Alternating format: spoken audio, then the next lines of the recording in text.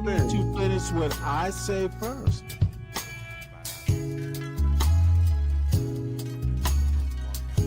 Bro, like, listen, Art, I don't like Stanley.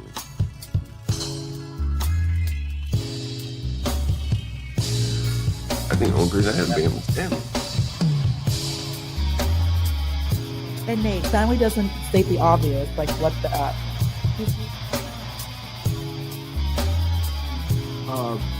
the nature of American culture, it's a white people problem. Okay, this is, I literally said they need to understand. Like that. If they want to beef with you, it's called Stanley versus the world. And just assume their character by stereotype? I think people do that every day. Okay, I didn't ask you. What do I think it's okay? History for the ages here, so this should be a fun topic. What is the difference between socialism and communism? When I was a student, I remember my professor said, you know, communism is socialism forced upon you by the point of a gun. Not necessarily wrong, but I think it's a little bit more than that. And I'd love to hear in the comments, do you think socialism can ever work? What do you think socialism is? How much socialism do we actually have in the United States? And then what are the problems with it? So I'm going to cover all of that, but I'd love your comments on this too as we go through this. So where does this all get going? Well, so you have to remember, this is all during the 19th century, right? 19th century, you've got the Industrial Revolution. And when the Industrial Revolution began, the dominant thought was this more laissez-faire idea. Basically, government does very little. And I hope this video is like great for 12, 13-year-olds learning these things for the first time, and for people who are older or are really wanting to kind of get into a little bit more detail on this. And so government does little. People like Adam Smith believed that our desire to better ourselves is what will create things, right? And the more government does, the more it regulates, the less we can create. I think it was Reagan who said this funny line years ago where he said, you know, the scariest words anybody wants to hear is I'm from the government and I'm here to help you. And most people, I think, understand that. In other words, you know, if you want to open up a business, if you want to do something, if government is involved, it makes it harder. And I think that's pretty much objectively true. What is also objectively true is if you have no government involvement and no regulations, as you did it very much at the start of the Industrial Revolution when you had little to none, you have 5-year-olds working in the coal mine. You have, you know, 60, 70, 80-hour work weeks and all these other problems. So people like Henri de Saint-Simon, he's one of the people who I talk about in my courses who kind of promoted what we would think of as socialism, criticized that idea of their aristocracy and believed that wealth and power should be used to basically improve society, not just for personal profit that you see in this kind of pure capitalistic idea, that industry and innovation should serve the public good, right? And there were other people as well, Robert Owen and others, who basically had the same idea that industrialists would plan and organize things to help everyone. That's kind of the core idea of socialism. And to make that happen, you know, how do you make that happen? I guess is the next question. How do you create that safety net for people and education for people, and make sure people have pensions and healthcare and housing? How do you make all of that happen? How does the government provide that through socialism? Well, one way it provides it through socialism is to take what capitalism produces and tax people really high. So one of the things that I'll get to with communism, in communism, there is no capitalism. Capitalism is basically not allowed. In socialism, there is this idea of free ownership, private ownership of land and means of production, but then the government comes in and taxes people at really high rates. So I have a video on the graduated income tax. If you've never seen that, give that a watch, and I'll kind of explain what I mean. And essentially, if you make a lot of money, you get taxed a lot, and then the government redistributes that wealth to everybody else. That's kind of the core idea of a very heavy graduated income tax system. You know, other things you can you know, labor unions and bargain collectively, all of these things to try to help the average person. That's kind of the core idea. So now, do we have socialism in the United States? And to some degree, we do. We actually do have a graduated income tax in the United States. It's not as high as some people would like it, but we do have a graduated income tax. And we have a lot of social programs where the government takes money and provides housing and education and a lot of things. The problem socialism is what happens when you do too much of it. In my last slide, after I go through communism, I'm going to get into the problem of what you do too much. But, we have some elements. And I think if we're honest, I don't think you want to live in a world with zero government regulation. Some people are saying, yeah, we want that. I'm sure some people would like that. But, if you have zero and you have nothing, then you have a problem of, again, 5-year-olds working in the coal mine.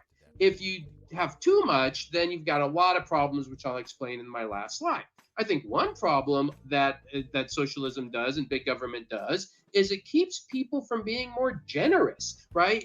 It keeps people from wanting to help others. After all, if government takes care of everything, why do I have to help my neighbor? And so, kind of one quick little plug. I was thinking as doing this, right now I'm working on a campaign to help a school, Irvine Hebrew Day School, get some money, get some funds. And I would love it if folks watching this and, watch my other videos say, hey, I'm going to go donate a little bit. I'm going to actually leave the link to donate down there in the description, but a quick little plug for that, because that's one of the things I love about capitalism is people make money and they want to give. That's great. I think that's really awesome. So anyways, that's essentially what socialism is about.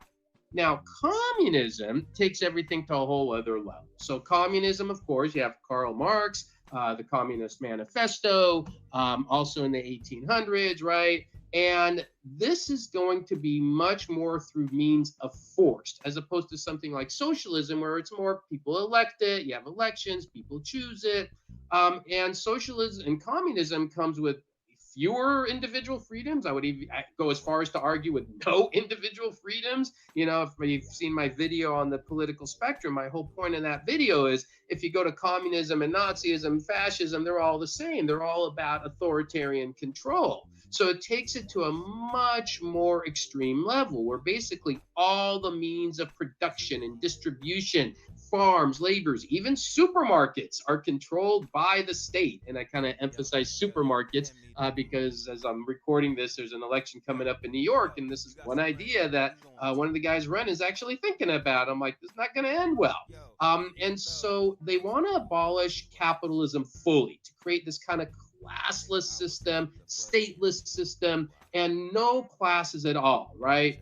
And to do that, if you read Karl Marx, he talks about several things. So he talks about in communism, the absolute abolition of property, right? Personal property, an application of all rents of land to public purposes. So you can't own your own land. If you have land and the land is acquiring any money, all that rent has to go to help the public. You can't benefit from it at all. So that's kind of the difference.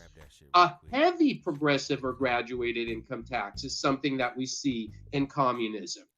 This is a big one, I think. Abolition of all rights of inheritance. So if you read the Communist Manifesto, that's one of his points, where if you have a family and they have a farm or a land or a business and they've worked hard, you can't give that to your kids. If the person dies, it goes to the state and the state redistributes it, right? And so these are just a handful of the really extreme ideas that are in communism, and you just, I encourage you to read it, the Communist Manifesto. It's not even that big, and you get a sense of what this is all about. There's also a strong element of lack of religious freedom in communism. I can do a whole other video on Karl Marx and his philosophy on this, but that's probably for another video. So communism is different than socialism in the sense that it's much stricter, much more controlling. Now, I know that some people say, well, all forms of taxation is theft. I know people say that. I've heard that before. But reality is, how do you live in a world, in a society with no taxes? Yes, for a long time in the United States, we didn't have a federal income tax,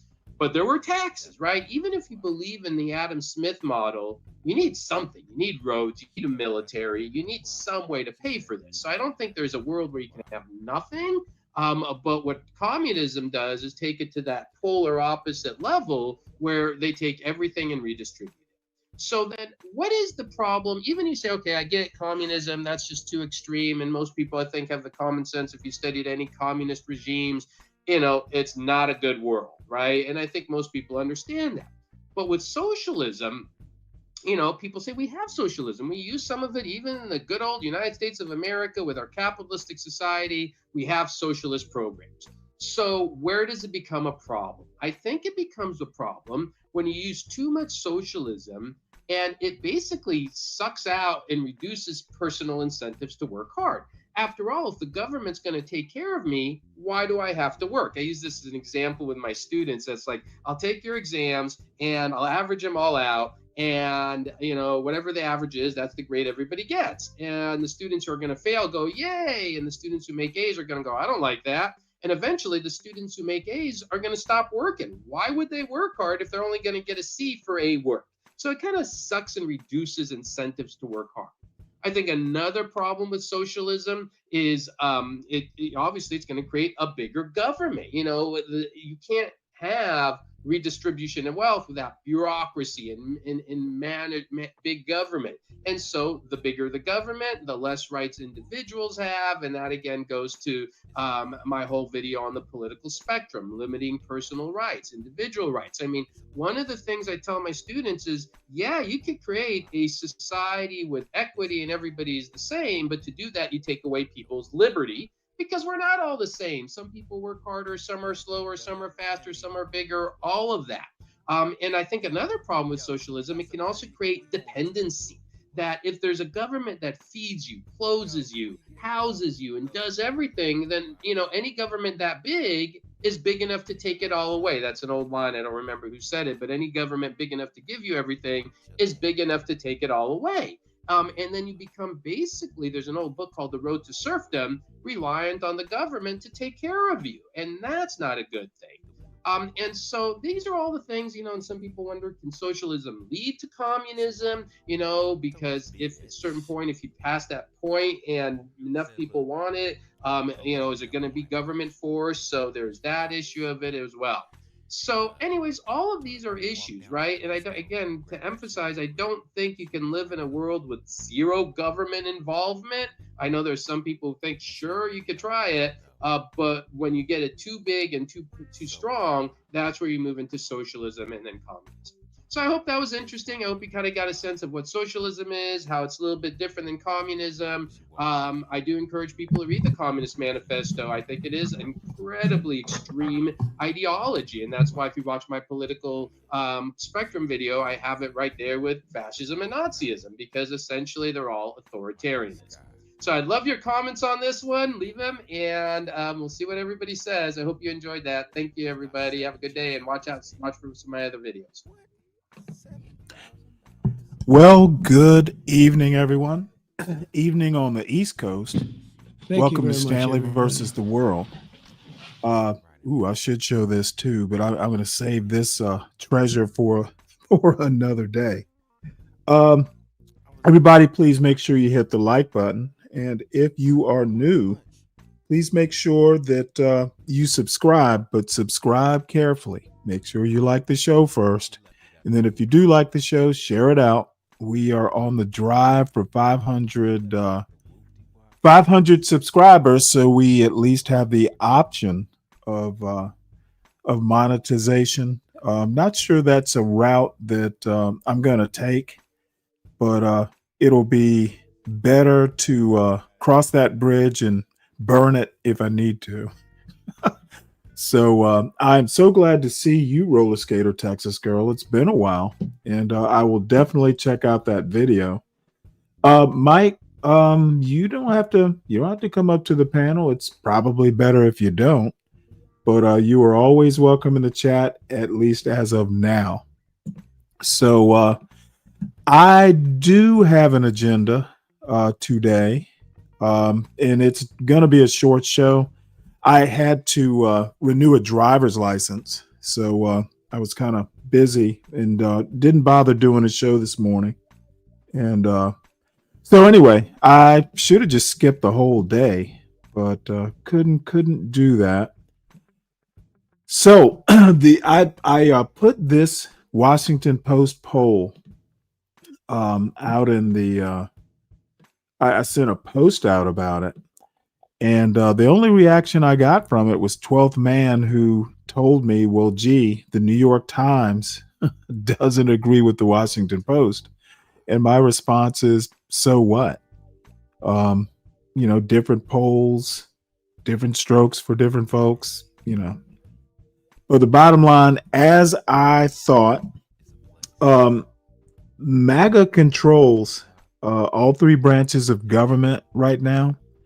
And having a government shutdown is tantamount to they cannot govern, nor can they negotiate. Apparently, negotiation is something they don't do. And this poll did not surprise me. And it's not really a wide spring. I'm sorry, a wide gap between who is being blamed for the shutdown. But basically, of the 1,000 people polled, 30% blame the Democrats, 23%, which is really a high number. That's almost a quarter of the people aren't sure, but 47% blame Trump and Republicans in Congress. Bottom line is MAGA is governing by fiat, and the fiat is executive order. Most everything they do winds up in court, and that's just gumming up the works. And, to a certain extent, that's probably by design. There's a theory on the right that, hey, you know what? Let's just slow everything down. Let's gum up the works. That'll be our form of revolution. We'll just bog the government down. And a government that does nothing works to the advantage of MAGA and the right in general, to be fair. So let me read this little bit right here. By 17 percentage point margin, the poll finds more saying Trump and Republicans are responsible for the partial government shutdown than Democrats in Congress, while a sizable 23% say they are not sure. That 23%, that's probably most of the people who watch shows like Be Braves or John Galt's or other shows as well. They just don't know.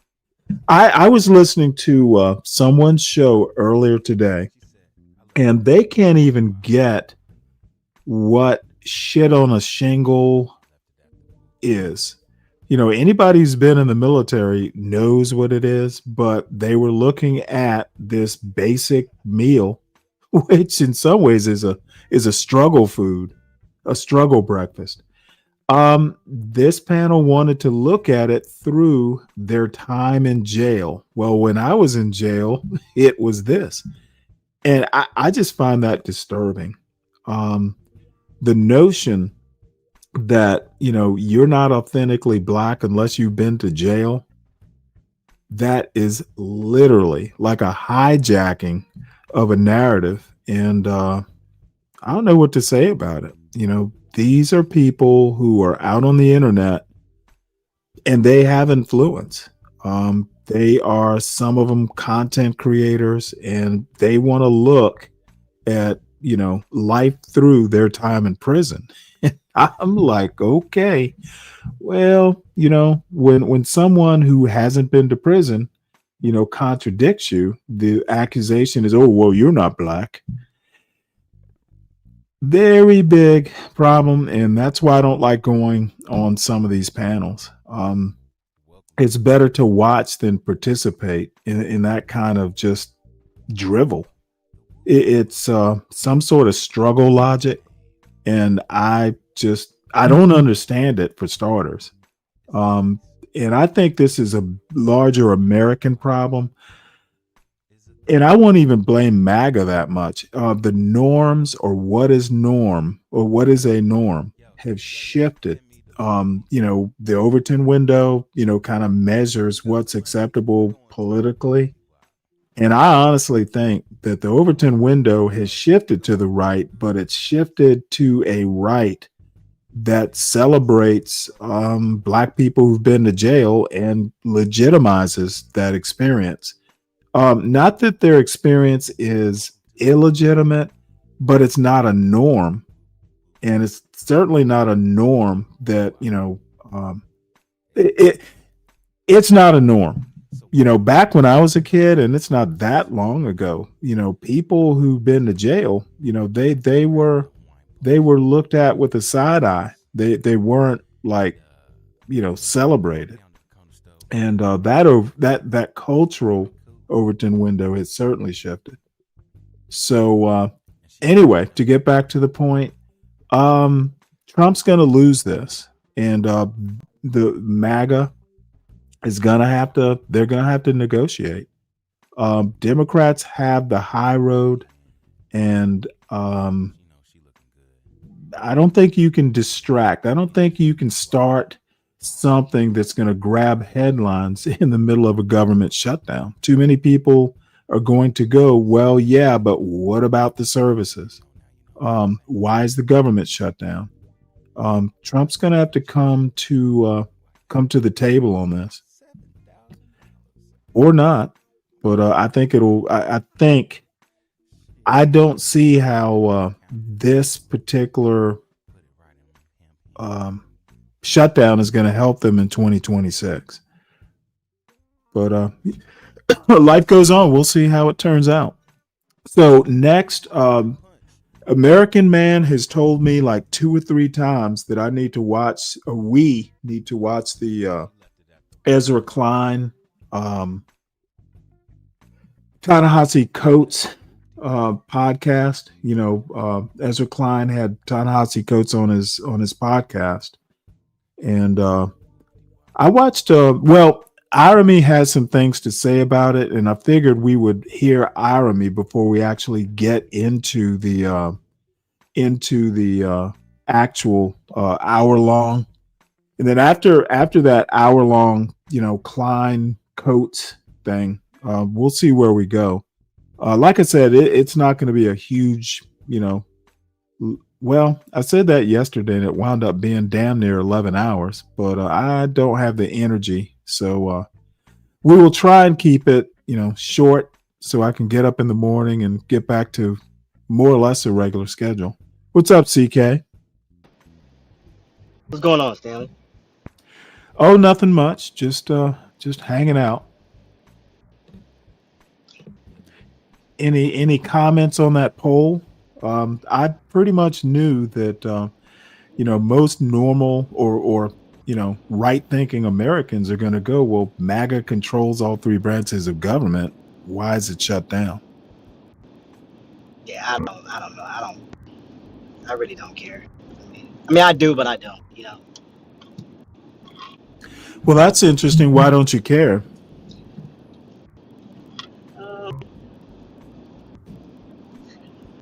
I don't know. It's just, I think it's always the same stuff that goes on in government. So I mean, it is what it is. Yeah. Well, I don't know. It is what it is until people start losing. I'm sorry. Yeah, but I mean, can't nobody get along. So I mean, they don't care. I mean, it is what it is. Well, you and I'll differ. I think this has, things that happen at the very top, who's president, who's elected to Congress, who's in the Supreme Court. It may not have an immediate day-to-day impact, but long-term, it tends to. And I don't know. I think, I think the biggest deal is Trump's threat to, hey, if we shut down, that's going to give me a reason to go back and shut down or to fire some more government workers. Right. And kind of funny, he said that because I was going to save the story. That's his so-called art of the deal, right? Yeah, but Democrats, What kind of deal is that? On No, running? I'm just saying, like in his mind, that's his art of the deal to get whatever he wants. That's his thought process. I'm not saying that it's right. I'm just saying, like, you know how Trump is Well, Trump. I just, to be honest, I guess I'm at a disadvantage because I don't see how that, I don't see how that's a deal. Either people have their insurance premiums Right. raised, and these are Right. people on Obamacare. So, they're rich people aren't on Obamacare by and large. So, when premiums go up, that's money out of folks' pocket, or they get fired. Yeah. Let's add to the unemployment numbers needlessly, I would say. But I don't know. The mind of Trump, and there are a lot of people saying, "Hey, look, this dude is losing it." And I'm not sure I agree with that just yet, but there are some problems in the actual thinking. And I'm looking for a story, and I must not have saved it, but there's some senior advisors to Trump that are saying, no, you don't want to fire people during a shutdown. It's a Right. bad Right. look. So They'll anyway, get I'll they'll I'll get it move done. on. They'll get it done. They'll get it done. Yeah, they'll get it done, but at what cost? I don't know. That I Shutting don't down the know, but government they is will. not They will is get it. not They will get it serving the done. people. At this point, I don't think they care about the people, Stanley. Both sides. Well, That's just my I, opinion. well, I'm I only don't know. one. To I'm a only one certain person. extent, I agree. But then you're actually making an argument for socialism. A socialist government is a lot more answerable to the people, and I don't think a lot of people. That's why I showed that opening video. Um, Now, I'm not necessarily advocating for socialism, but I'm gonna be honest. If the government belongs to the people, that is actually a form of socialism.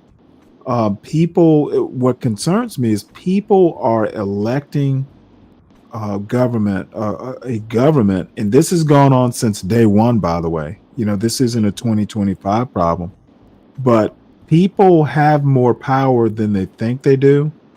And you know what? You can make a lot of these people one term. Like what happened to Trump. People just didn't think he did a good job. And it was pretty close still, but he was a one term president. And the same thing happened to Joe Biden. Unfortunately, that was a return to Trump 2.0.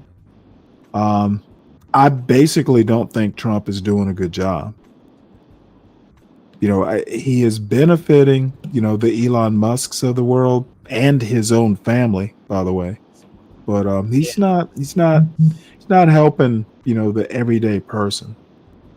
And the spectacle of removing um, immigrants, he's even fucking that up. There are videos of like wives, kind of screaming and crying, when their husbands who are illegal are taken away.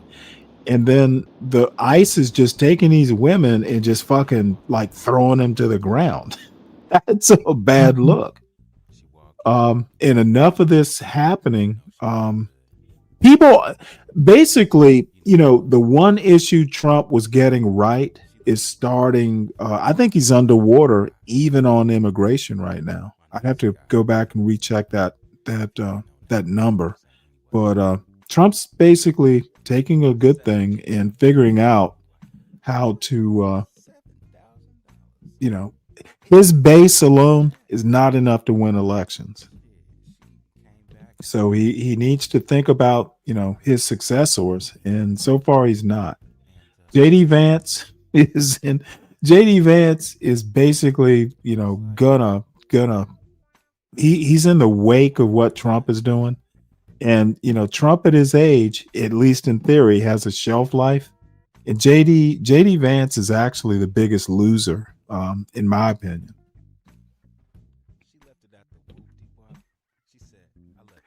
So anyway, let us move on. Klein quotes Kirk and truth as political aspiration. And this time, irony is spot the fuck on. I don't always agree with everything Irony says, but this time he's just dead on target. So let's hear what he has to say. America, my name is Am Yosef from Pong, and there was a fascinating undercurrent to the Charlie Kirk assassination kind of reflection, and I think it was articulated by Ezra Klein the best when he argued that Charlie Kirk was doing the politics the right way, as he was going to college campuses asking them to bring out their best liberals, and he would demolish them and post videos on social media concerning how he owned the libs at his various college campuses. And the arguments that I saw were all some form of contextless truth in different talking points. I was invited to go to one of these Turning Points events, and I was supposed to, try to take on Charlie Kirk from the audience, and I just wasn't interested because I didn't think he was interested. And I don't think that it's about being interested. It's about the spectacle. And I think let me pause this right quick. That's kind of how I feel about going on some of these panels. You know what? Why go up and talk to people who basically, don't know American history, let alone Black history? I literally, heard someone basically say on a panel today that, hey, all these videos, I learned this from a video. I'm like, what? Even if you learn something on a video, you got to go back and, go into the video, see if there are references or footnotes of some sort, and go in and read what the content creator is reading and see if you agree with him or her. And, these people, dude, let me ask you a question, just out of curiosity. What is shit on a shingle?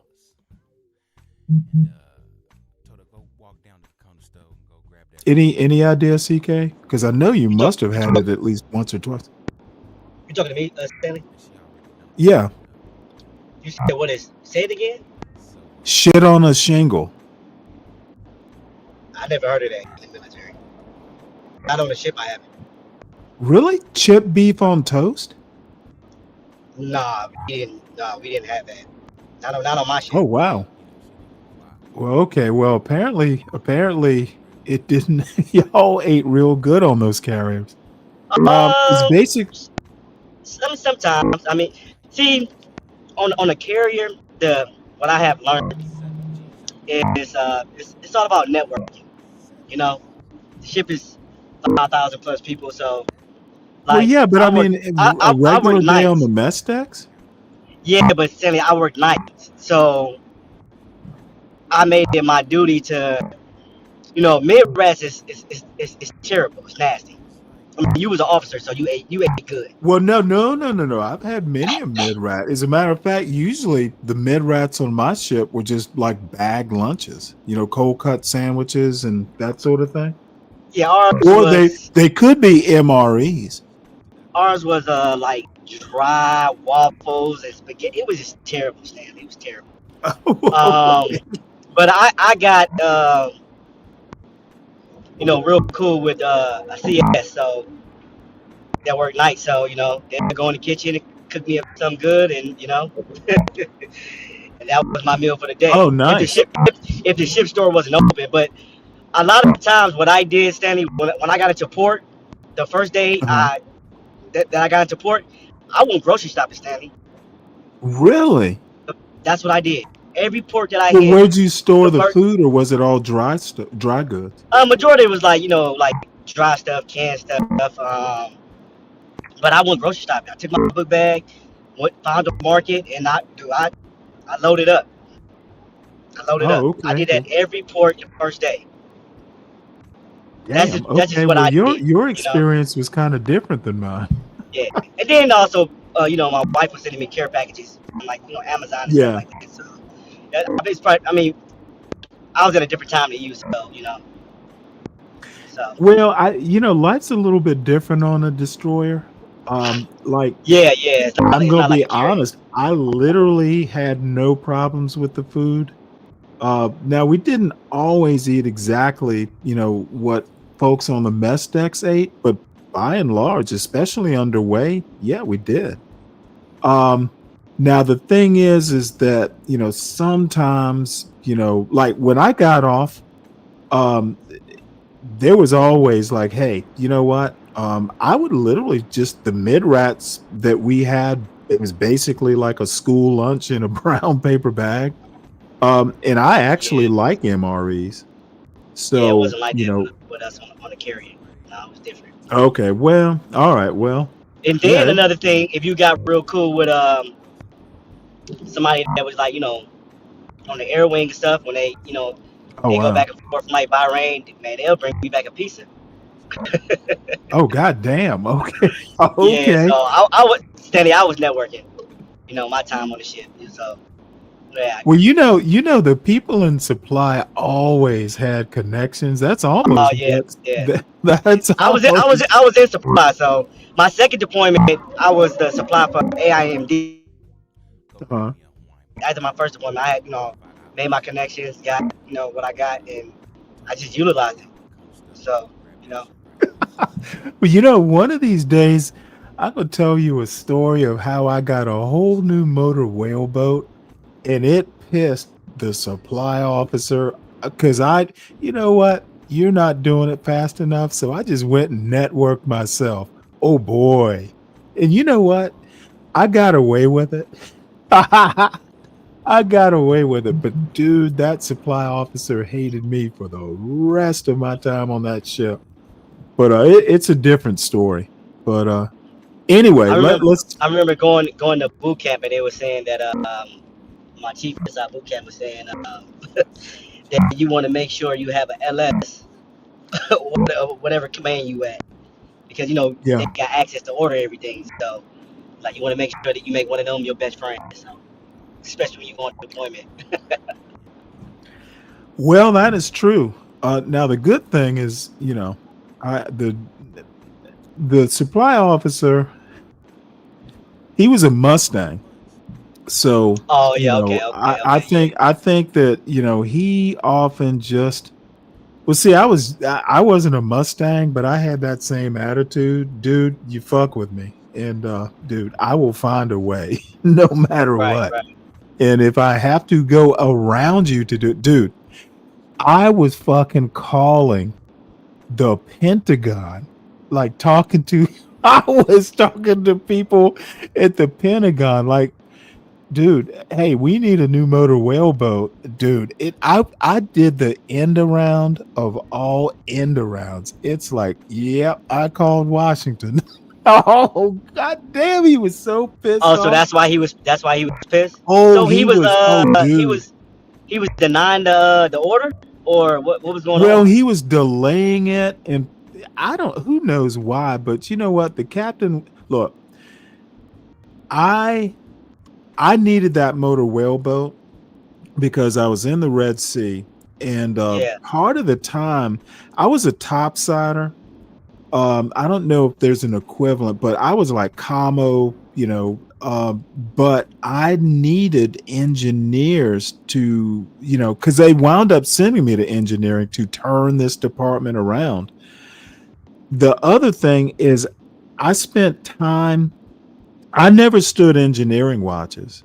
I was an engineer like the last, 9 months, but I was good at being officer of the deck. All that topside stuff, I'd been doing it for, 2, 3, 4 years. And I just never did engineering watches. No one ever asked me to. They never scheduled, but I did do the topside watches. And then I also spent time in the Red Sea. We were boarding ships, inspecting ships for contraband, weapons, that sort of stuff. Right. So I spent my time that whole summer, that 6 months, I split my time between the two depending on what the captain wanted. You know, there were times he's like, nah, we need Stanley back up on the bridge. And then So what was your rotation? well, Like your bridge, it was basically, you know, three it was basically what do you call it? It's just 3 4s. You know, okay. it was a 4-hour watch and then it just rotated. Now, when I was on the every 2 boarding days? teams, oh no, it was every day. Oh, you still watch every day? Yeah, Ours but it was was just a different time.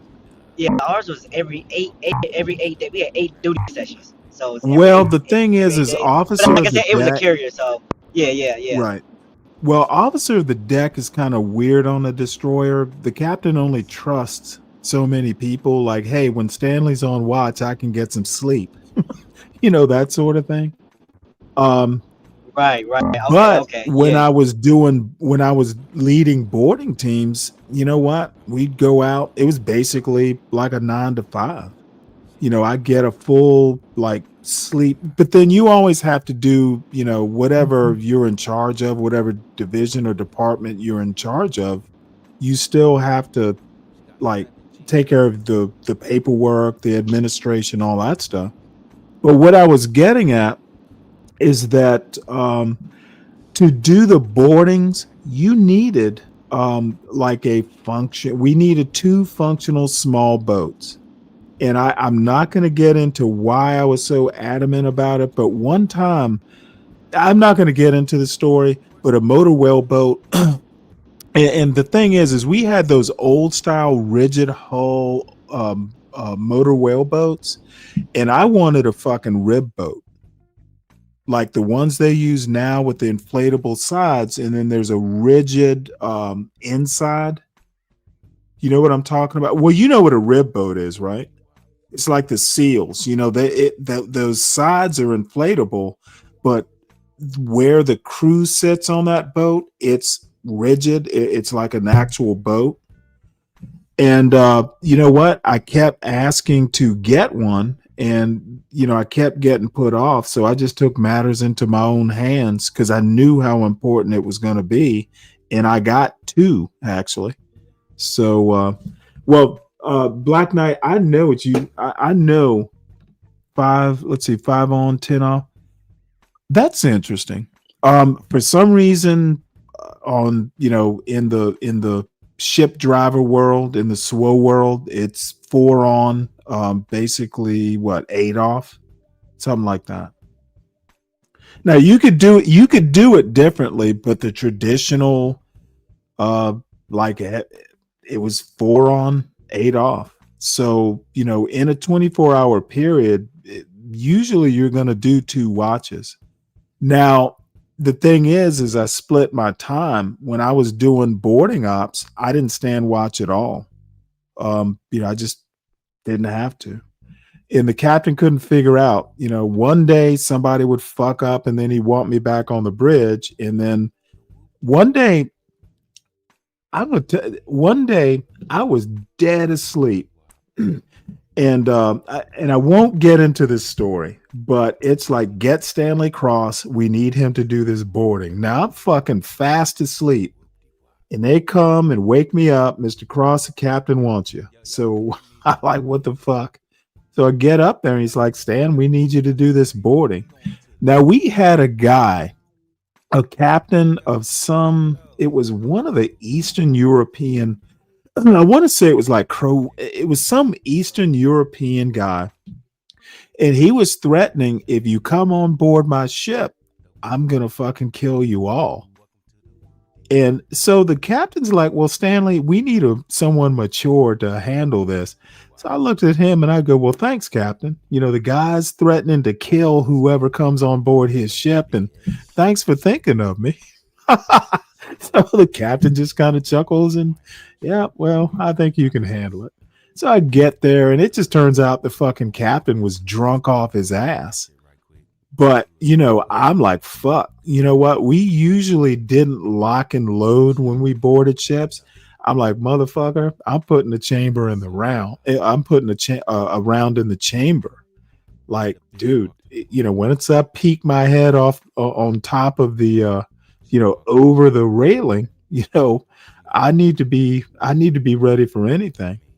Now, the thing about this, we were boarding tankers. So, I mean, you walk up a Jacob's ladder, and I don't know if you've ever seen like one of these big container ships. It's scary, especially if you don't like heights. You're climbing up 50 to 100 feet. And, if you lose your grip, dude, you better hope you fall in the water and not back, into the small boat, because you're going to break something. But anyway, turns out the guy was just drunk and making idle threats, but I didn't know what I was getting into. And, I had like 10 guys that I fucking had to lead into a potential firefight. And the last place you want to do it, I wasn't a fucking SEAL. He should have called the SEALs instead of calling me. So anyway, it was, it's just some dumb sea story, but it actually happened. And yeah, I was a little concerned. Like, what if this is real? You can have a spectacle that is completely disinterested from apathetic to truth, like antagonistic to truth even. And if you talk about these kind of thorny I get you. without actually trying to get at gotcha. That's right. You were a quartermaster, Black Knight. That's cool. Then I think you're not doing a service to American discourse, and you're not doing politics the right way. So Ezra Klein is arguing that Charlie Kirk was doing politics the right way, because he was trying to lean on persuasion as opposed to violence, right? And I'm saying that Charlie Kirk was not doing the politics the right way because he was leaning on persuasion in a way that was indifferent to the truth. It wasn't really truth-seeking, wasn't sincere. And I think that matters. That's what separates political speech from marketing. Marketing is nakedly trying to be persuasive for some end that's other than truth. It's truth indifferent. If the truth is convenient, well, that's good for the business. But the marketing doesn't concern itself with truth. It concerns itself with being persuasive and entertaining. Politics concerns itself with being persuasive as a realization of truth. Truth is the end, and persuasion is the means to realize a true form of governance. Now, there are particular forms of true forms of governance, in the same way that there are particular forms of triangles. You have scalenes, equilaterals, and isosceles. All three of those are triangles, and you have to decide which one you're going to do. So you need to persuade each other, not violently kill each other, about what kind of triangle we're going to be. And in the United States, we decide what kind of self-governing polity we're going to be. But what we don't decide is that that a rectangle is a kind of triangle. That is, you could persuade people that a rectangle is kind of a triangle, and you might even be able to successfully persuade people that there are 4 kinds of triangles, and actually that there are 3 kinds, but equilaterals aren't real triangles. You can persuade people of that, but that is an abuse of language. And that might be a persuasive use of a language, and now we need to fight for equilateral justice. But it is an abuse of language, right? So we shouldn't have a politics that upholds that kind of abuse, and we shouldn't actually laud that kind of politics that upholds that kind of abuse. We need a politics that settles what kind of triangle we should be, scalene, isosceles, or equilateral, in a more concrete political question, what kind of self-governing polity we should be. But we do not need a politics that tries to persuade us into being rectangles. that rectangles are triangles, right? That is an abuse of the political process.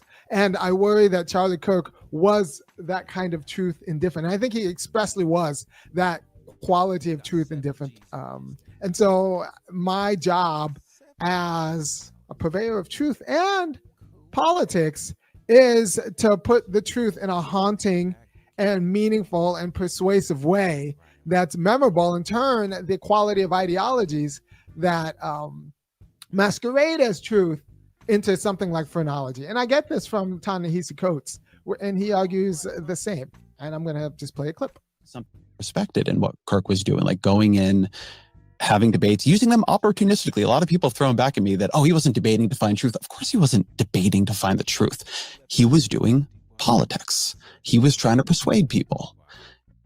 Politics is for power. Something that I respected.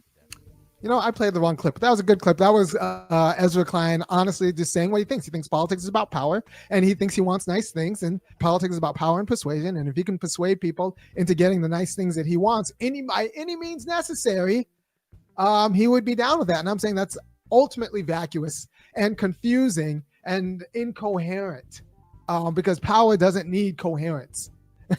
It just needs power, right? Ideological or intellectual coherence is something different, and politics needs to be coherent insofar as the truth is coherent and intelligible, right? So the ultimate incoherencies of the Democratic Party are going to be its undoing, and the fact that Ezra Klein is indifferent to truth, or the fact that Charlie Kirk wasn't truth-seeking, but apparently, according to Klein, that didn't degrade the quality of his politics, is a problem. Is a problem for politics proper. And Black people, that's especially a problem for us because we do not have power in the way Klein's talking about. We don't have numbers, we don't have assets, we don't have property. What we might have is the truth of our justice claim. And so as soon as truth becomes politically a luxury good or optional, or people become indifferent to truth in politics, we do not have a leg to stand on. We do not have a leg to stand on. As long as politics is merely about power, we are toast in these United States. So we have a lot at stake in this debate. And this is actually Coates talking about why he concerns himself with truth and what real ideological battle deals with. I am at war with certain ideologies and ideas, and I want them expunged. I want to turn them into phrenology. That's what I want. But I don't want the people, you know what I mean, out. Like when you start talking about who people are and their bones, like that. And my role as a writer is to state things as clearly as I possibly can, to make them in such a way that they haunt, to state truths, and to reinforce probably the animating notion of my politics. And that is that all humanity is equal and is worthy of that, you know? And I actually think all of the sort of political and policy positions are, you know, that I probably find myself in sympathy with, are attempting to affect that, you know, in the real world. And I am at war. So this is true. Coates is right. His job is to dramatize the truth in a haunting way that is memorable and turn his, I like the idea of, he wants to turn his ideological enemies into phrenologists. People who are a little bit embarrassed for the ideas that they used to have, but have now given away. I want to turn a lot of scientific racists into phrenologists. Insofar as my goal is to create a United States that is actually at least clear in its aspiration as a self-governing entity. And that means we need borders, and we need to actually like create particular kinds of structures for American citizens to like realize the project of America. But that is my goal, to do it through arguments, create haunting arguments for America that doesn't tie America to its conventions necessarily. It ties it to its aspiration as a self-governing entity, and what that means, and how you need to secure a quality of equality, a quality of equality among all people, so that we can govern together and become and fashion ourselves and decide for ourselves what kind of people we want to be. Do we want to be scalenes? Do we want to be equilaterals? Do we want to be isosceles? And that is the quality of political discourse I try to breathe into the internet. Now, if you appreciate what I'm doing, you should go to www.funkyacademic.com and kick in $5, $15, or $50 a month, and I'll keep doing what I'm doing. But you know, I have to keep the lights on and everything, and my quality of truth doesn't always win the day with people who are not concerned with truth and would rather just be persuasive or have an interest in the lie, right? So, you know, one of the reasons I talk about the gender dynamics in the United States, or kind of the pox of feminism that's screwed up our race, labor, and gender politics, is because I think there are a lot of people invested in the lie invested in the lie that the measures you need for racial justice are the same as the measures you need for gender justice. And when white women take those measures over, they end up becoming some sort of kind of really unfortunate force in American politics because they needed gender justice. They did not need the more muscular policies of racial justice. So all these women and minority-owned businesses ended up just being, not all of them, but too many of them ended up being just a cash grab for women, white women, but at the expense of the real project, which was how do we get racialized others into American power. So I give arguments for why that's the truth, and those arguments, whether they're persuasive or not, might not be particularly powerful, especially for people who don't consider truth but do have an interest in kind of a lot of equality of feminist ideology. I want to turn into phrenology if I do my job correctly. And so if you support me doing that, I think you should go to funkyacademic.com. Kick in $5.15 or $50 a month. So the thesis of this video is that Ezra Klein, and I think he's emblematic of too many Democrats, they think truth is optional. They think politics is about power, and these are liberals, people on who might even call themselves leftists, who think that politics is about power, and that power through persuasion and persuasion by any means. And I'm saying that actually that's not particularly great. Well, basically, politics without a truth, it's essentially politics of power is basically authoritarianism. And for some reason or another, I'm hoping, maybe even betting, that Klein kind of regrets that particular statement. Politics, I don't know. Politics, if it's all about power, is not necessarily, it's the politics of authoritarianism. And we just, heard that professor basically say communism, Nazism, authoritarianism, that's politics of power. And, I think we have basically, crossed that threshold, or, America's toes are tickling that line, the threshold before we cross over into it. But I think Trump is literally into politics of power.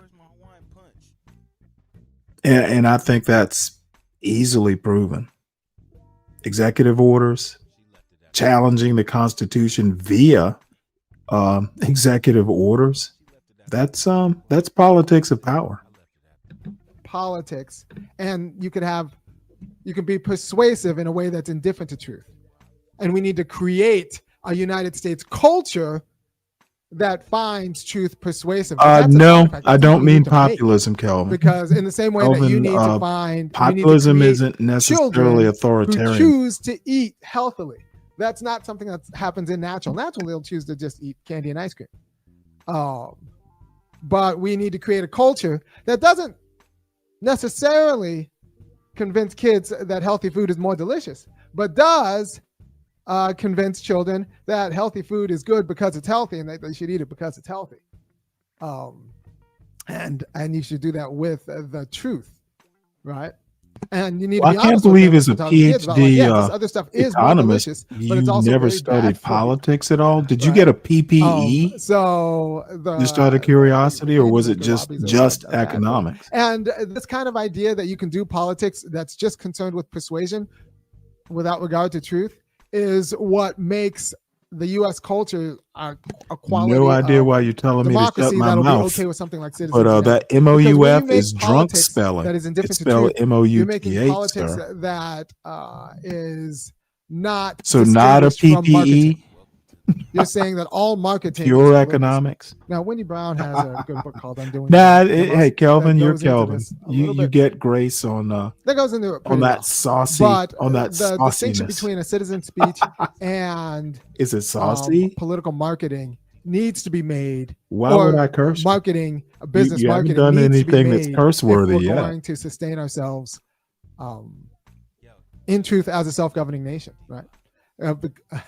People live in truth, right? Businesses live in profit, and there's a difference. There's a difference. You can be persuasive, and it's okay to not be truthful in the way that's not okay to be persuasive and not truthful in politics.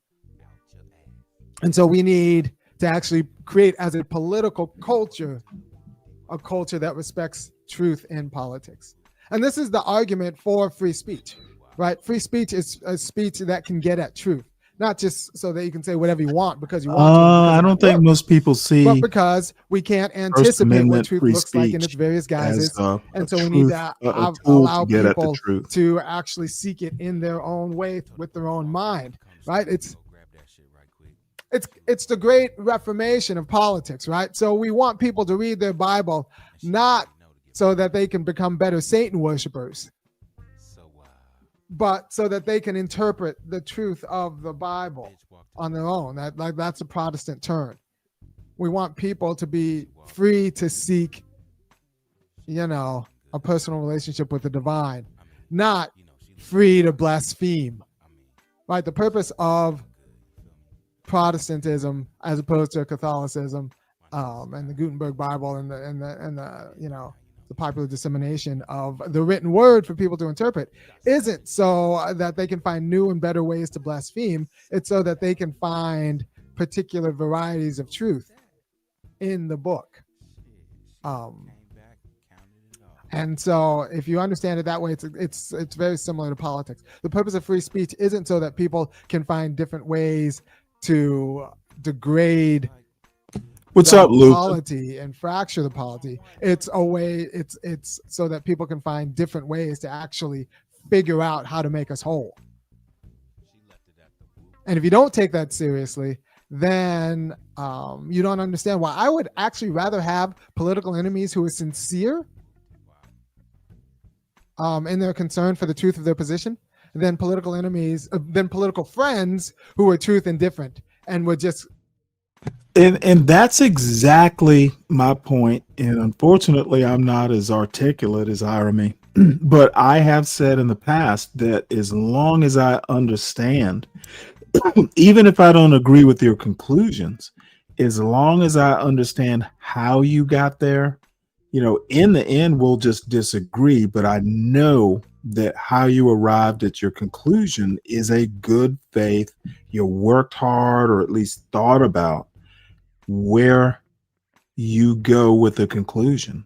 I don't care that we disagree necessarily. I do care that I understand your position. It's almost like math homework. I've told you about that teacher in high school, excellent math teacher that I had for 3 years of high school, and having the answer wasn't good enough. She wanted to know how you got the right answer. Show me your work. And any good math teacher, any good rhetorician, any good Stanley versus the world. I heard what you think. Now tell me why or how you came to think this. And most people, and I'm going to say like 90% of the people that I talk to in these YouTube streets, they will tell you their conclusion. But then when you ask them how you arrived at that conclusion, they just hem and haw. They stutter. And that's why I think it's really important, if you are more liberal and you're debating someone or discussing something with someone who is to the right of you, look, it's not a substantive conversation if you don't understand from whence they came and how they got to this conclusion. It's not enough to come up and say, oh, I think this. I'm actually somewhat more interested in how you came to think this way. And people don't seem to understand that that is essential to a good conversation, or at least a substantive one, at least in my mind. Now, I'm probably utopian. I would even call Irony utopian, but hey, I have my demands as a content creator. My coalition partners but we're only fair weather, right? So if you don't understand why that's the case, I can actually join in an earnest dialogue with someone who is sincere, but I think has wrong political views. Someone who's just a mercenary, I don't really respect, and I don't want as a colleague even if they're a mercenary on my side. They only happen to be on my side, and that's not. And they might have some really noxious views that now I'm committed to as their coalition partner, and I would not want that. Right. So there are. You have to be sincere in your quest for truth in your politics if you want to govern with me, and if you want to govern in truth in the United States. And I think Democrats like Klein who say this, and I'll play the clip again, so we know exactly what we're dealing with, who think that politics is merely true. And what he's going to replay, and after this, we'll at least watch some of this Coates and Klein debate, or conversation is probably a better term. And the only reason I'm even this interested in it is, of all people, American Man, who I disagree with on a lot of his conclusions. He's been saying, "Hey, Stanley, have you seen it?" And I was surprised he even watched it. But as it turns out, American Man brought something to my attention. That's why, I will ad hominem your ass to death too often, and probably much to frivolity. But you know what? You got to listen to people who disagree with you, because sometimes they will just make you think better or refine your own argument. Unless you're just belligerent, like the dude who came on last night, and he couldn't explain why he thought the way he did. He just wanted to push some bullshit that works on other panels. And no, I need to know why you think this. Of course, I disagree with it, but tell me why you think this. And too many people come up on these YouTube panels and they spout talking points. They spout something they agree with, but in my opinion, they don't even know why they agree with something. Truth optional business. What Kirk was doing, like going in, having debates, using them opportunistically. A lot of people have thrown back at me that, oh, he wasn't debating to find truth. Of course he wasn't debating to find the truth. He was doing politics. He was trying to persuade people. Politics is for power. And that is a problem in American politics, and it probably has been since day one, since July 4th, 1776. There have been people, and I'm just going to say, I actually think Abraham Lincoln, for one reason or another, he might be the only president who actually understood this. And I'm just kind of going off the top of my head, but the dude was a deep thinker. He toiled over shit. He changed his mind, sometimes grudgingly, I suspect. But that's why he's considered the most the best president. And in my mind, there's almost no other president who even comes close to an Abraham Lincoln. Now, it's all myth, and he's been deceased for quite some time. But just what I've read, just what I suspect, I don't think there's a president that ever came close to Lincoln. Something that I respected in what Kirk was doing, like going in, having debates, using them opportunistically. A lot of people. Right. If politics is merely about power with a bunch of savages, I don't want to do it. I don't want to do it. It's like, it would be the equivalent of trying to do Bible study with someone who thought that the democratization of Christianity was merely about trying to create newer and better jokes. If they thought it was merely about finding different things to poke fun of, that's not a good reason to translate the Bible from Latin to that's not what Tyndale wanted, right? Tyndale wanted to translate the Bible, and he came up with the Tyndale Bible. I say this on meeting biography of Tyndale, which is actually pretty good, William Tyndale. So thank you for your time. Ezra Klein is wrong. Politics is not just about persuasion. It has to be What's up, A-Dub? Through truth, with the understanding that truth has different particularities, right? And that are a little bit mutually exclusive, right? Equilateral triangles are not isosceles triangles, which are not scalene triangles. They are particular forms of triangle, and through politics. And instead of like shooting people to get the realization of the equilateral triangle, politics is like we need to persuade each other to figure out which kind of triangle we're going to be. And the truth is that they are all triangles. They're just particular and mutually exclusive kind of triangles, and that truth is realized in particular ways. And we need to actually settle on a particularity if we're going to be anything. Right?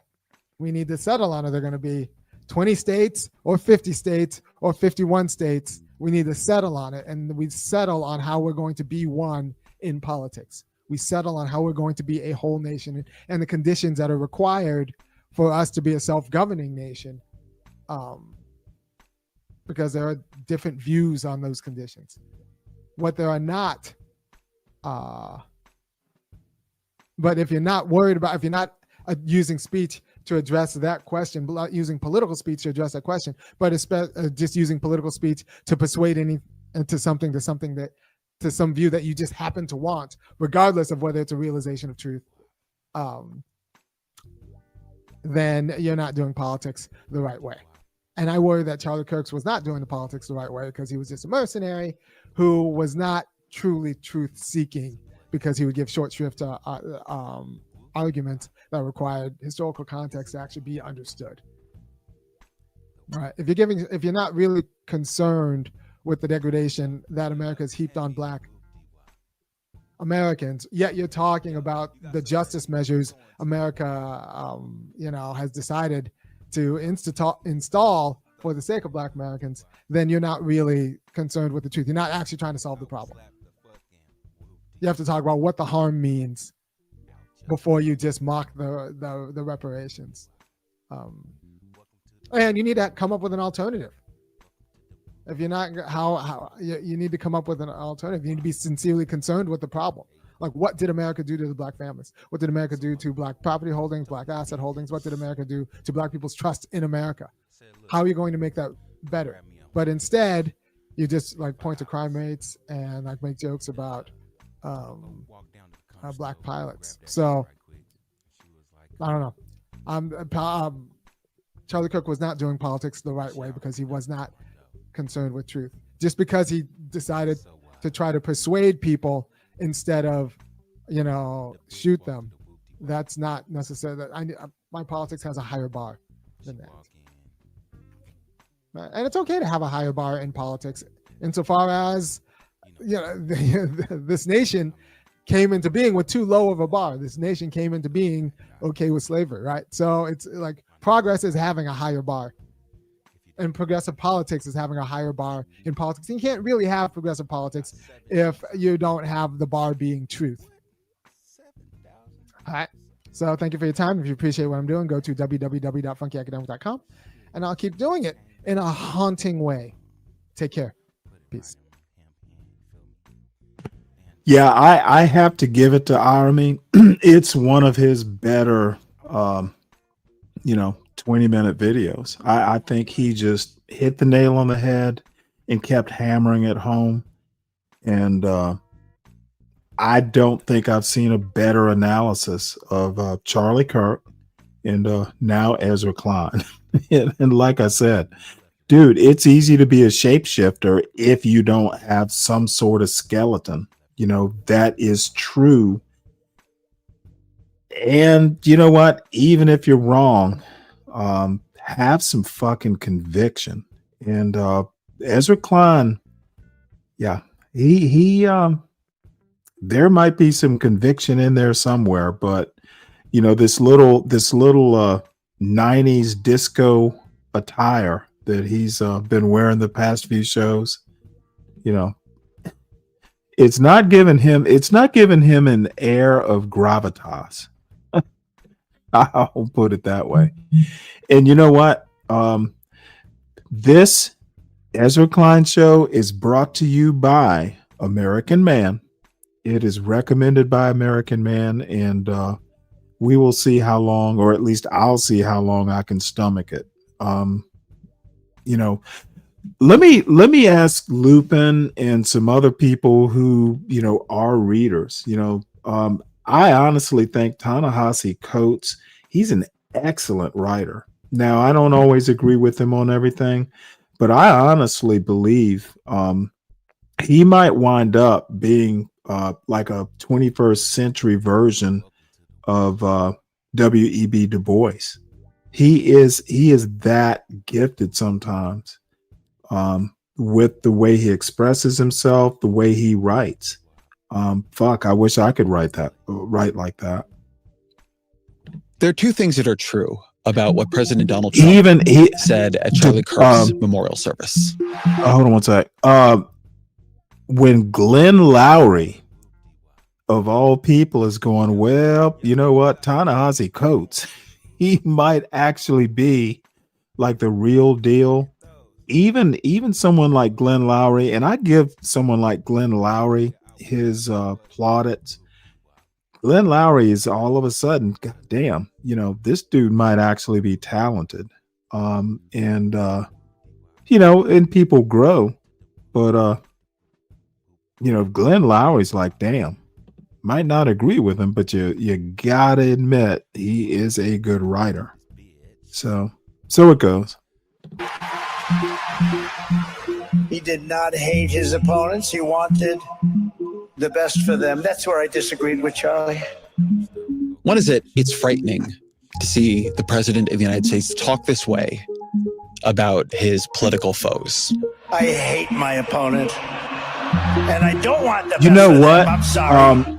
I actually have an Eddie Glaude video in the hopper. I need to, as a matter of fact, maybe that's what I'll do Saturday. You know, I got like several videos that I've been kind of sitting on. Yeah, we need to get into some Eddie Glaude. And I admit I have not read his book. He did a book fairly recently on James Baldwin, and it's like on my like to buy list, but I probably need to do that. Glaude is really good with words too. The other, I think, is that it's an opportunity. I don't think that is a strong politics. And for me, one of the central questions animating the show this year, that has been animating it since the election, is how did we get here? How did we let these people get back into power? What went wrong in our approach to politics that we ended up here? This has been a conversation. You know what? And I went in and edited the opening theme of the show and added a little clip from the panel. I was on T's panel and I showed some of it last night. And there was one point. There are a couple clips out of that I probably, you know, need to. Well, one I did clip out to add to the opening theme. But I frankly, one of the reasons I just haven't wanted to go up on some of these popular panels is it's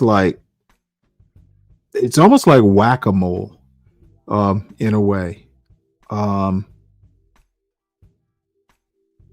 The only reason I went up on T's show is, you know, there were people just mangling something as simple as Uncle Tom's Cabin. They were just like mangling the archetypes and stuff like that. And it was just too much for me to bear. And since, you know, I'm comfortable going up on T's show, you know, and I knew most of the people up there, you know, they're kind of used to dealing with my idiocy. But I was literally sitting on the edge of my bed and started listening to it. And I got up and went back to my computer. It's like, oh shit, I can't let this pass. The reason we are where we are with Trump is because, quite frankly, Biden just fucked up. He bought into this politics is about power, and he got this. I guess he got the feeling that, hey, I am a necessary president to stave off the barbarians at the gate, and he was absolutely wrong. I literally put Trump's reelection at the feet of Joe Biden. He fucked it up. He did a Ruth Bader Ginsburg and could not give up the power. And, you know, there is a time, I was joking with my sister today. She came by to visit. I'm like, yeah, well, you know, I'm going to take this bike and I'm going to get some new tires and replace the seat. And I'm just going to start riding that bike down to the fishing hole. You know, there's a time where you just got to retire. And Biden just didn't understand that. That's one of the problems, I think, with our politicians. They just start thinking they're essential, and they're never able. I'm not really that big a fan of term limits, but I'm more a fan than I was, say, 10 years ago. You know, if the voters, I've always thought that the voters should be the term limit, but we might have to start dealing with it. And I don't know what people were thinking. I think that Biden, the administration, his state, his mental state, they just fucked America. So yeah, I vote Democrat, but goddamn, you know, Trump is so bad, I won't switch parties. But I think Biden did a real disservice, and I think history's gonna probably wind up judging him that way. Conversation I've been engaged in since Charlie Kirk's murder. And I wanted to have it with somebody who has maybe not liked who I've been approaching it. Ta-Nehisi Coates is a writer I admire, somebody I have a genuine friendship with. In the days after Kirk's murder, he published a piece in Vanity Fair, pretty harshly critical of what I had written. He compared what I was doing there to the whitewashing of the Southern cause after the Civil War. I think it'd be the height of hypocrisy for me to say we need to reach across divides and disagreement and then not talk across my own. So I wanted to talk to Ta-Nehisi about the piece, about the aftermath of Kirk's murder, but also about a disagreement, or a question at least, that I think is about more than Kirk. I think there's something very unsettled in the sort of broad coalition of the left around the work of politics, around who we talk to and when and how. When is that work moral? When is it necessary? When is it a betrayal? As always, my email, EzraKleinShow@nytimes.com.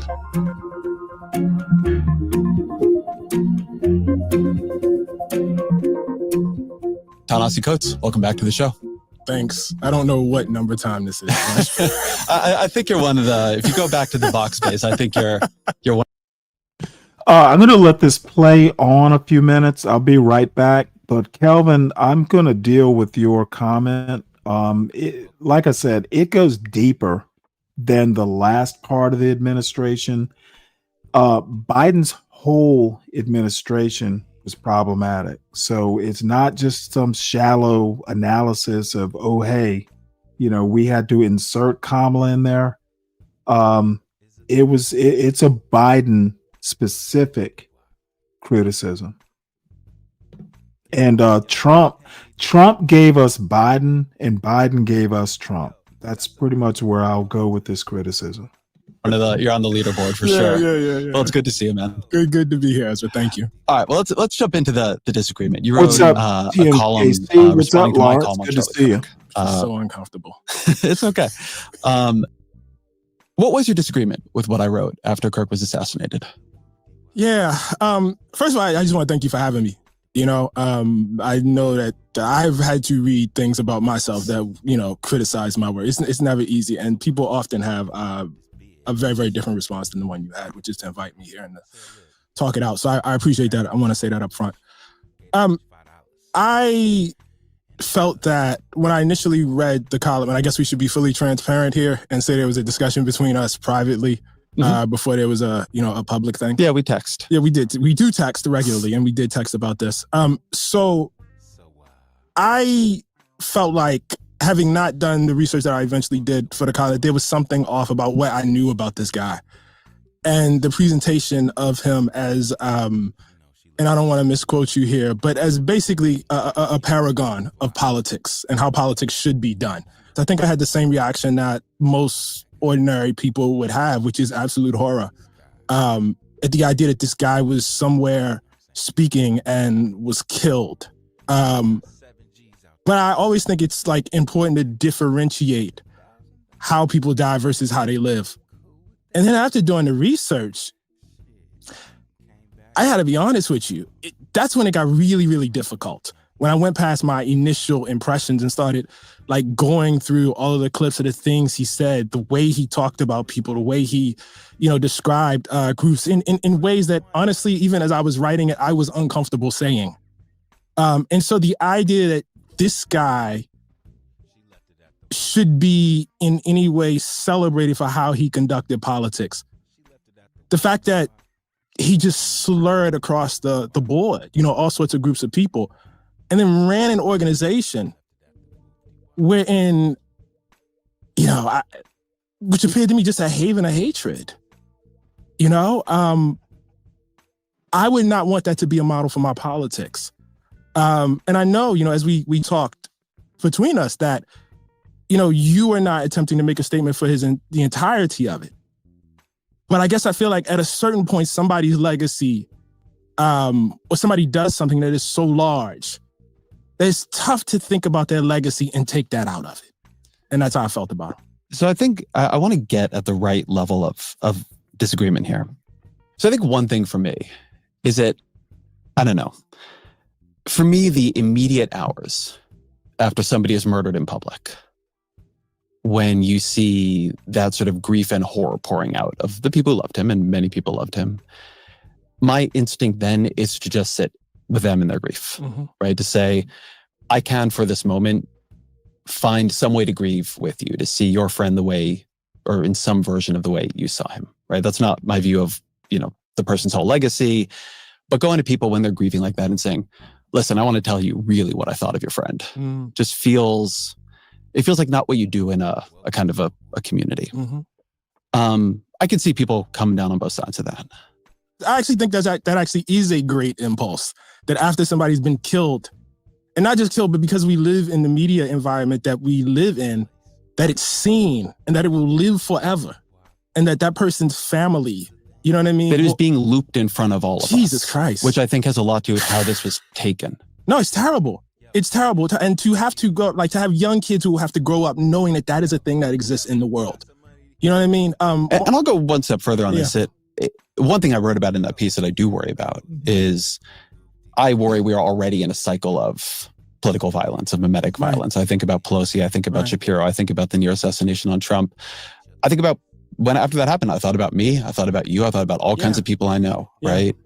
So I do think there's just something about when violence takes hold that that there's something about it that it begins to breach all lines. Yeah. So anyway, I guess that was part of my reaction too. I think all of that is understandable, but I guess, was silence not an option? Yeah, silence to me was not grieving with people. I felt it was important as someone who is liberal, as someone who has a voice, that there are moments like that. Like I really do feel, and it's funny because you said something like this in your piece, but it was a little bit more offhanded. The political violence like that is an attack on us all. Right. And that in that moment, it creates, for me, even if it's very temporary, that it's important in a moment like that to sort of, come together, to try to see other people in their grief, to try to cool things down just a little bit. I guess, given everything you read that Charlie Kirk said, and we probably... No, let him grieve. You don't have to participate in it. I honestly think that Ezra, let me put it to you this way. This might be Ezra Klein's point of decline, I think he lost a lot of credibility. Don't have very different views on the value of the things he said. Why do you think he was winning? I mean, that's not really hard for me to understand. I mean, if I could just back up for a second, I want to say two things. You know, I published a book 10 years ago, Between the World and Me. And one of the constant reactions to that was that it was overly pessimistic about this country. It was overly pessimistic about the future. Why are you so dark, Ta-Nehisi? Why can't you give us any sense of hope? And the reason I would always say is because any sort of sober examination of the history of this country says that those of us who believe in equality, those of us who believe in respecting the humanity of our neighbors and of, you know, everyone. You know what? One thing, and it's an aesthetic point. I'm impressed that Coates has come up here. There's no pen, there's no paper. He's just going to speak off the top of his head. I like that. That we're up against some really powerful forces of history and powerful narratives. And the implication of that is, however good we felt in 2013, 14, 15, 2008, there will be backlash. You know, people, you know, those of us who were crying in 2008 watching Obama, you know what I mean, give that speech, you know, those of us who were so moved by watching him and Michelle and step outside the car and felt so much fear for him, and then when nothing happened, felt so great about that. Those of us who believed that seeing a Black family in the White House mirroring what, you know, some of us felt the best of us was, the best that we had to offer, there are other people watching that too. You know what I mean? And I don't take any joy in saying this, but we sometimes soothe ourselves by pointing out that love, acceptance, warmth, that these are powerful forces. I believe they are. I also believe hate is a powerful force. I believe it's a powerful unifying force. And I think Charlie Kirk was a hate monger. You know, I really need to say this over and over again. I have a politic that rejects violence, that rejects political violence. I take no joy in the killing of anyone, no matter what they said. But if you ask me what the truth of his life was, you know, and the truth of his public life, I would have to tell you it's hate. I would tell you, I'd have to tell you it is the usage of hate and the harnessing of hate towards political ends. Then let me flip that question actually a bit. Why are we losing? We're losing because there are always moments when we lose. See, that feels very fatalistic to me. It doesn't feel fatalistic to me. It feels like the truth. I mean, and let me express what I mean. I'm Ta-Nehisi Coates. I'm the writer. I'm the individual, right? But I am part of something larger, and I've always felt myself as part of something larger. I have a tradition. I have ancestry. I have heritage. What that means is that I do whatever I do within the time that I have in my life, whatever time I'm gifted with. And much of what I do is built on what other people did before then. And then after that, I leave the struggle where I leave it. And then hopefully it's in a better place. Oftentimes it's not. That's the history, in fact. And then my progeny pick it up and they keep it going. I am descended from people who in their lifetime fought with all their might for the destruction of chattel slavery in this country. And they never saw it. They never saw it. In my personal belief system, they died in, you know, defeat, in darkness, you know? And so I guess the privilege that I draw out of this, the honor that I draw out of this, is not that things will necessarily be better in my lifetime, but that I will make the contribution that I am supposed to make. The fact of the matter is, you know, as horrifying as, you know, that the killing of Charlie Kirk was, and as horrifying as the feeling is, this moment that we are in, you know, an era of political violence, and I don't want to sound flip here, political violence is the norm for the Black experience in this country. It just is. I don't even mean like the Malcolm X, Martin Luther King variety of it, right? Which is the norm too. You would be hard pressed to have a conversation with a Black person in this country that is a descendant of slavery and not have them be able to reach maybe right here or to tell you themselves Look, my uncle, my grandfather, my great-grandfather, they lived in a small town in Mississippi, in Tennessee, in Alabama. They got into some sort of dispute with a white man, and either they were lynched or we had to run. Political violence runs through us. It is our heritage. Is that good? No. Do we valorize it? Absolutely not. Do we minimize it? Absolutely not. But a life free of it is not a thing that's really in reach in my time. Sometimes I think that having a historical scope that wide can make the present too deterministic. So to me, I look at the last, 8, 12 years. And what I see having happened is we, the coalition I am in, the things I believe in, lost ground. And people determinedly worked to make that so. Charlie Kirk worked to make that so successfully, right? I think that when he began going to college campuses and putting out a sign at a table, what he was eventually going to build was not obvious, right? I think he worked. I think he was a successful political actor. And I think that from when in 2016, we lost to Donald Trump the first time, very narrowly, won the popular vote, right? And then in 2020, we almost lost to him and began seeing we were losing a bunch of voters we thought we were fighting for, right? Losing more working class voters, losing non-white voters, right? Something was changing, but we won, so okay. And then in 2024, we really got our asses handed to us. And we let a much more dangerous form of politics fully erupt. And I think that reflects strategic decisions they made. I think it reflects decisions we made.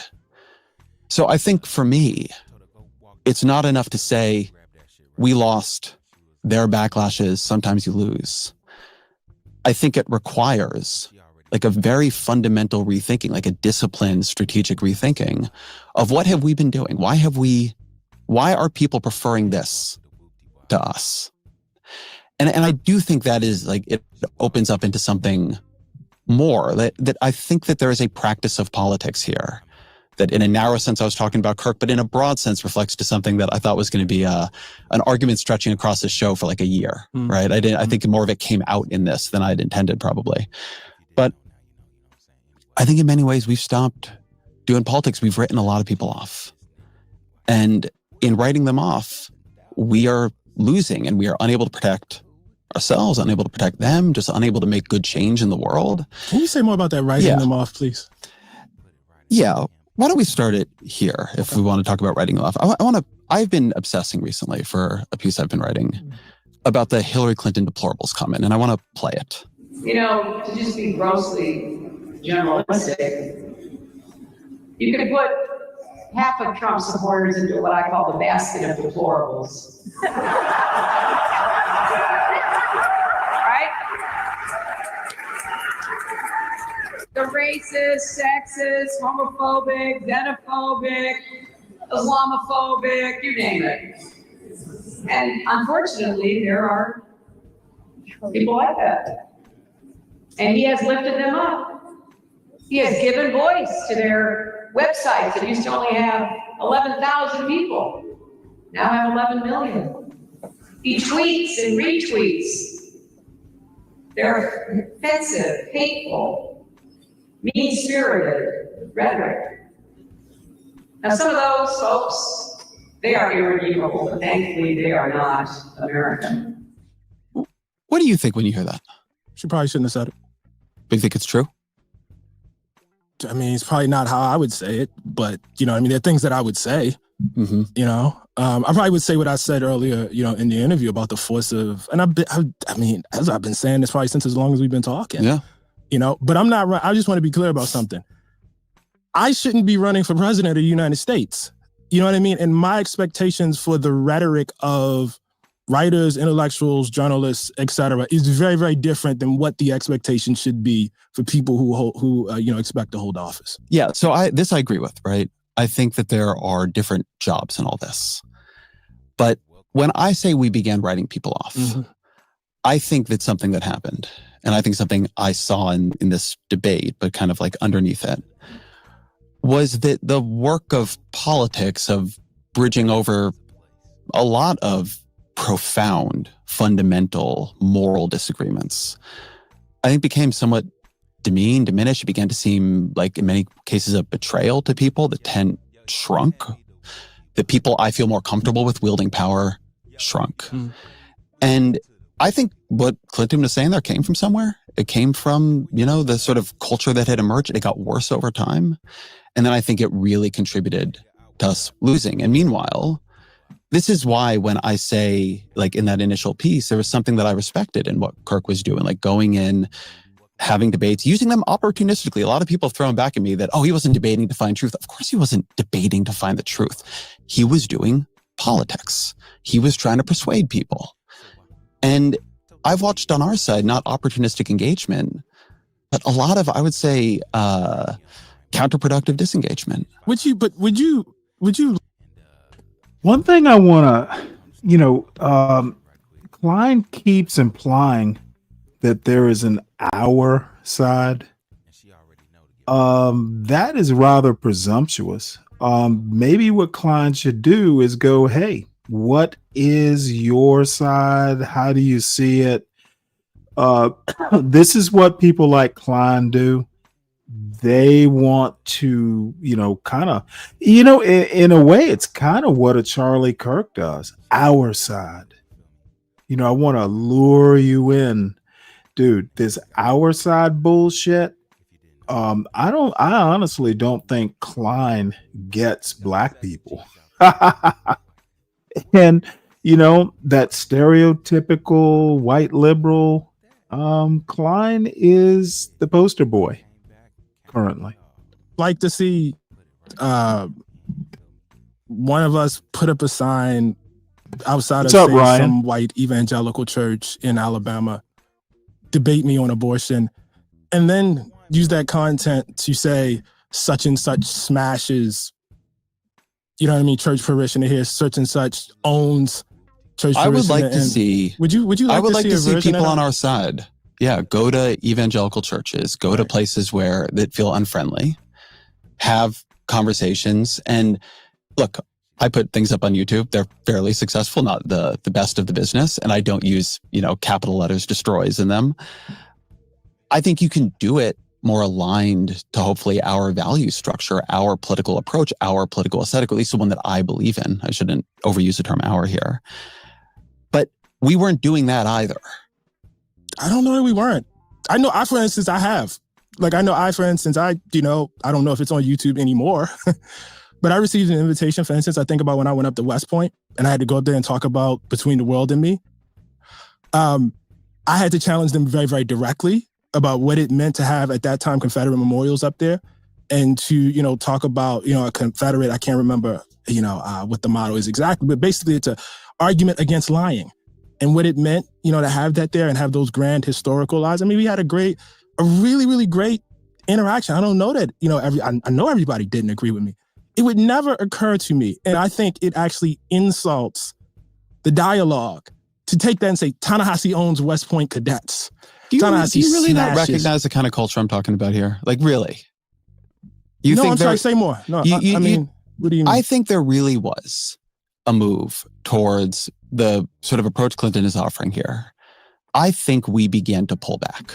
I really do. But maybe it would help if you define the we. I will define the we, right? Because I actually think this is a help. very hard thing about talking about political parties, right, because they're diffuse. Right. Right? It's a lot of people doing a lot of things all at once. But I think of the huge backlash to Bernie Sanders for going on Joe Rogan's show because Rogan was transphobic, right? Such a big backlash that when I defended him, I became myself a Twitter trending topic. Right. To Elizabeth Warren for going on Bill Maher's show. Bill Maher's Islamophobic. Right. There were protests at Netflix when they brought on Dave Chappelle. Right. I think there was a politics of content moderation that took hold that was more about enforcing boundaries of what, were and were not ideas we should be engaged with, than about engaging with them, again, even if opportunistically. And when I go back to something I was saying to you a minute ago, I am in a process right now of thinking we failed, right? We lost. The loss is having... Who is this we? Okay, dude, Ezra is assuming that Ta-Nehisi Coates and his agendas, their political agendas, are the same. Why doesn't he ask, look, you know what? What is separating us right now? It's obvious they're not on the same team when it comes to Charlie Kirk. How about explore the differences? Stop saying we, our side. Oh, Ezra, do better. Terrible consequences. What do we need to rethink? How do we become competitive again in places where we're not? And I think there is something in here.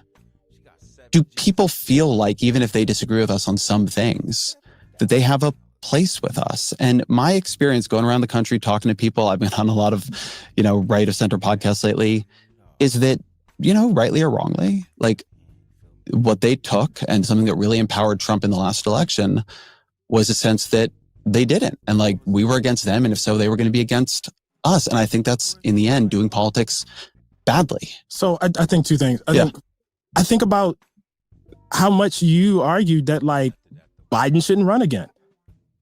What if he doesn't earlier and you have a Democrat who wins the presidency? Like there are other big explainers that I can see for it. You know what I mean? That don't feel so diffuse.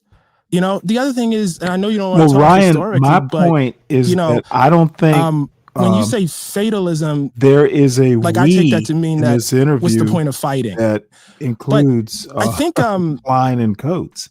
There is I no think that we misapprehends the philosophy in these here. two people talking. You don't. It's not that you know what's going to happen. It's not that you know Donald Trump is going. It's that you don't underestimate what you are up against. It's actually kind of the opposite. I mean, man, you yourself wrote these articles about how high the level of racial resentment was. That this country, or some segment of it, was so, as the term was used at the time, racially resentful. I call it racist, but racist, that it flooded down the. Look, Klein is not going to understand Coates' point, and there are times I disagree with Coates, but Coates is absolutely right.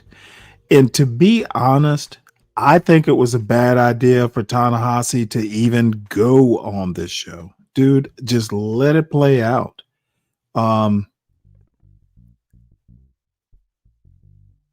There is a natural divide between liberals.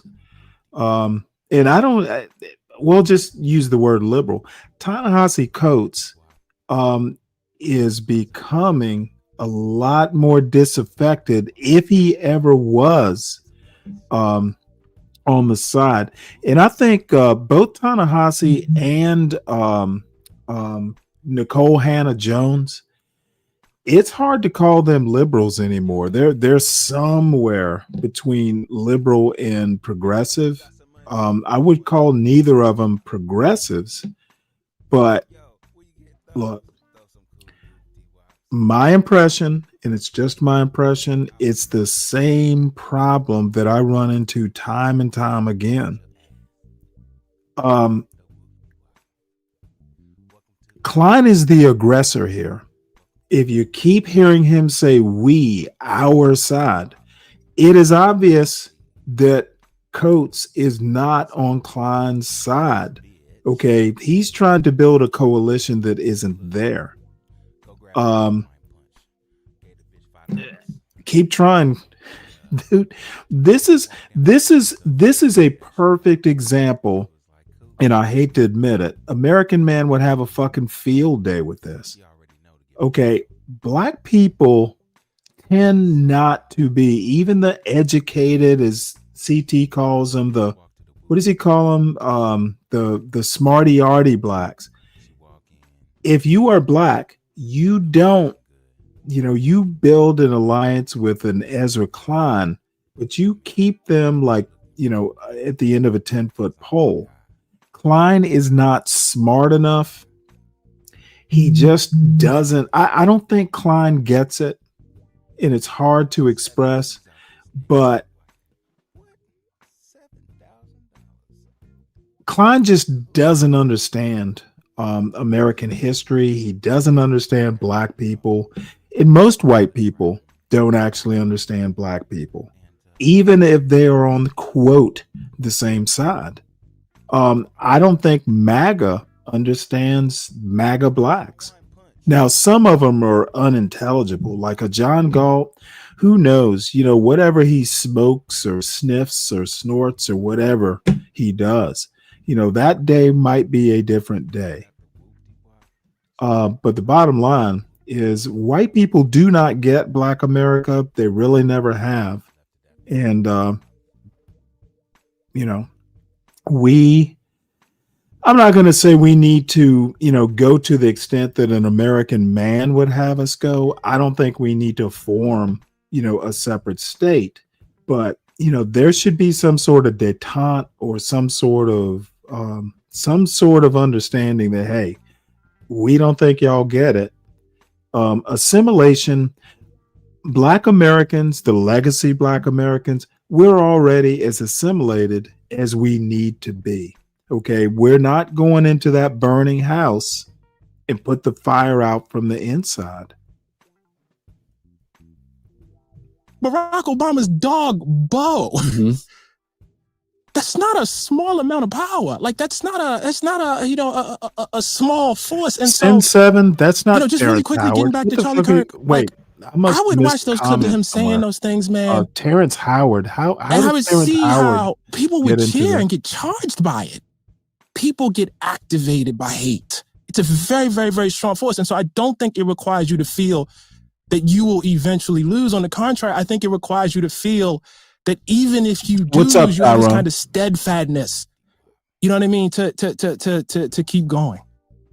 In today's super competitive business environment, the edge goes to those who push harder, move faster, and level up every tool in their arsenal. T-Mobile knows all about that. They're now the best network according. This is a great point. And I think I really saw it, in some ways more in Trump's first term, but I see it now too. Which is the worse from your perspective, my perspective, the other side gets, the more people want their reaction to sort of be, and their strategy to be emotionally consonant with how they're feeling about it. Mm. Because these people are so bad, there can be no quarter. Mm.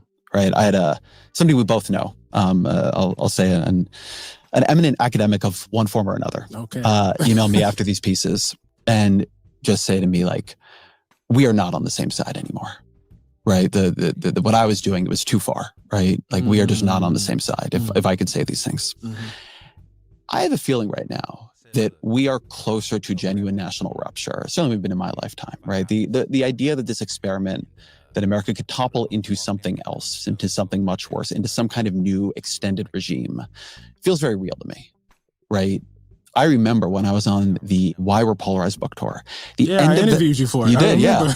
The end of that book is this recitation of what happened in the 1960s, the political assassinations, the violence in the streets, like what the state was doing, what was happening.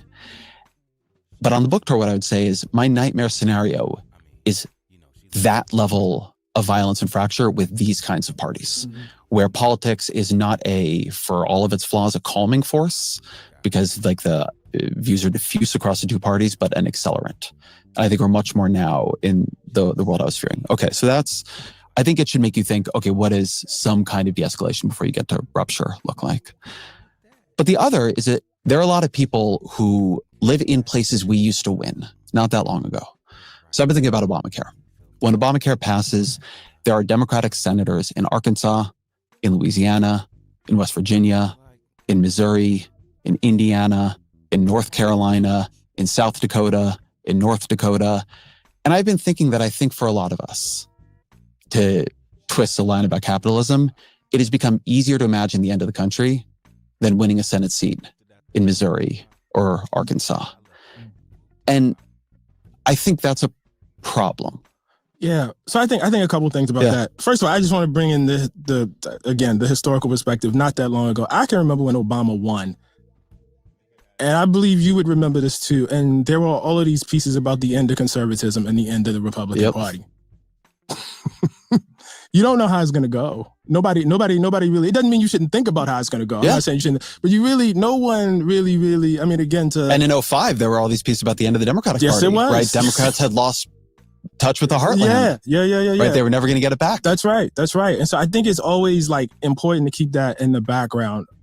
Look, I have, just in terms of bridging gaps and everything, I have a basic level of respect that I accord to everybody. You know what I mean? I want to say what I have to say. I don't want to shrink back from it. You know what I mean? But I do think on a basic level, there's a respect that has to be had for people that I disagree with, right? At the same time, I recognize that part of my audience, and I would say an important part of my audience, is people who have never enjoyed that respect. You know what I mean? People who, in fact, are subjects of the kind of hate that Charlie Kirk was harvesting. And I can't ever, A, contribute to making them feel like they've been abandoned. And B, I can't ever stand by and watch somebody do that. And in the name of unity or whatever, act like that's not happening, because there are real consequences.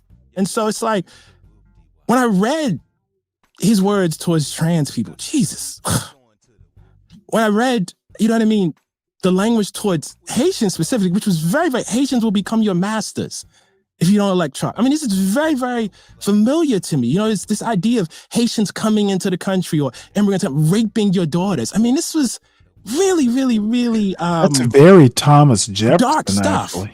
It's at the core of this country. And so I feel like for Haitian immigrants that are in, Ohio, who are living under the weight of this, for trans kids who, you know what I mean, are dealing with, being, I don't even want to use the term bully, beaten up, attacked, threatened. You know what I mean? It's very, very important to me, given the post I have, to say, I see you, but also this dude was wrong. And I'm all for unifying. I'm all for bridging gaps, but not at the expense of my neighbor's humanity. I just can't. I think the thing we go to there, right? Not at the expense of my neighbor's humanity. Because I've gotten a lot of that in email, right? Like, how am I supposed to talk to these people? How am I supposed to deal with these people who are denying my humanity? I'm not against talking to them about it. I'll talk to you very clearly. Yeah, sure. I have no problem with that. I guess the place where I'm not even 100% sure if we disagree, if you just like sort of see your role differently, right? I think that in losing as badly as we have imperiled trans people terribly. Yes. Politics is for power. Joe Biden did that. Politics is for power. And so I think that politics is for power. Very interesting. To be honest, it is very communist, to be honest. I could imagine Karl Marx. Who knows? Maybe he did say it. It's been a while since I've read Marx. But politics is for power sounds very left version of MAGA. The question I am just genuinely struggling with isn't how to have like a great kumbaya moment. But I think it is taking seriously that something we're doing is not working. I mean, I had Sarah McBride, who's the first trans member of Congress on the show. And, we were talking about every single survey you can offer on like trans rights has gone in the wrong direction the past couple of years, right? We've just begun to lose that argument terribly. And that has put people in real danger. So I take your point when you say, look, I want people to feel seen in my writing. And I want people to feel seen in my writing and my podcasting. But I think the place I'm trying to push towards is I think that there is a diminishment of the political coalition building that we now need to do, because we have come to the view that a pretty wide variety of people are in some ways kind of deplorables. I think it's weakened a bit in the last couple of years. I would never use that language. Jesus Christ. But Like that's not. So when you ask me about that Hillary Clinton, that's what. Like I would never say it like that. That's great. I think it's good that you wouldn't say it like that. But and I'm not saying. I don't even think that, by the way. Like right. I don't even focus on people. That look, I am at war with certain ideologies and ideas, and I want them expunged. I want to turn them into phrenology. That's what I want. But I don't want the people. You know what I mean? Out. Like when you start talking about who people are and their bones, like that. So in a way, I'm not sure. I mean, in a way, I think we're saying something not too dissimilar here. Mm-hmm. I guess the place where I felt a lot of pushback, and maybe this was not your pushback, right? Was, the first piece I can just sort of, like, I accept that there's a disagreement on like what to do in the 24 hours after a death. Like you feel like I was whitewashing the guy, and I felt like I was sort of. Do. Yeah, I know you do. I know you do. It's very upsetting. I know you do. The second piece I did, which I think you saw, was more about this question of what are we going to do living here in sort of two types of disagreement, right? One with a right that where Charlie Kirk has become sort of the center of it, right? He's not unusual for the MAGA coalition. He's a sort of uniting force within it and the kind of things he believed and the way he did his politics. And then two, what are we going to do? Like, how are we going to be here with people who are like halfway there, right? What does it mean to be in this political community together? Now, see, what do you think about Ta-Nehisi needs to tell Ezra, stop first of all, I think using it's the a word truth. we. There I is no I think we it's in this conversation. Like it's a foregone. Like we are. I really, really believe that, there's no real choice about this. I'm not renouncing my American citizenship. They're not renouncing their American citizenship. So this then, as far as I'm concerned, is a contest of ideas and narratives. Again, all I can go to is my role as a writer. And my role as a writer is to state things as clearly as I possibly can, to make them in such a way that they haunt, to state truths, and to reinforce probably the animating notion of my politics. And that is that all humanity is equal and is worthy of that. And I actually think all of the sort of political and policy positions are, that I probably find myself in sympathy with, are attempting to affect that, in the real world. And so, and again, I'm putting aside your piece, but I'm just thinking about the moment we're in. When I hear or see people who are honored and commemorated in such a way so that they almost become a national religious figure. And then I see their content. And I see that their content is actively destructive to humanity. I have to draw a line there. Like I think like, for me, like the bigger question is where are the lines? You know what I mean? And I think there's no problem with saying, listen, you can't hurl epithets at people. You're out if you do that. I'm sorry. Look, you want to have a debate about whether we should have affirmative action, in colleges? I'm here for it. You want to have a debate? What does it mean to be on the other side of the line? I'm sorry, what do you mean? What is it? So once somebody's on the other side of the line, right? What does that mean for you? For instance, once you think it's okay. No. No, I'm trying to make this concrete. Yeah, no, I am too. Yes. Once for whatever the definition of the line is, right? What does it mean for you for somebody to be on the other side of it, right? Not somebody who just died, right? But somebody still living, right? If you think it is okay to dehumanize people, then conversation between you and I is probably not possible. And so what do you do with the fact that so many people think that is okay? I think what you try to do I want is, to go again, this is the and read a difference, book. Right? Like that's what I do. I don't necessarily have the crystal ball to say that in this time, I'm going to convince a majority the left of people isn't eating that, itself for instance, any let's just take the more thing than that's hot right now. Marjorie Taylor Trans folks are human Greene beings and deserve is eating humanity. Donald Although I Trump. think most people know that you shouldn't say what he said. Again, like that shit is rude. It's just you rude need to to talk take a to deep people breath, like that. son. And I think most people know that. So as I'm thinking my way through the question, I actually think that's not a hard line to draw. I think not calling people out of their name, I think that's actually a basic value that most people have.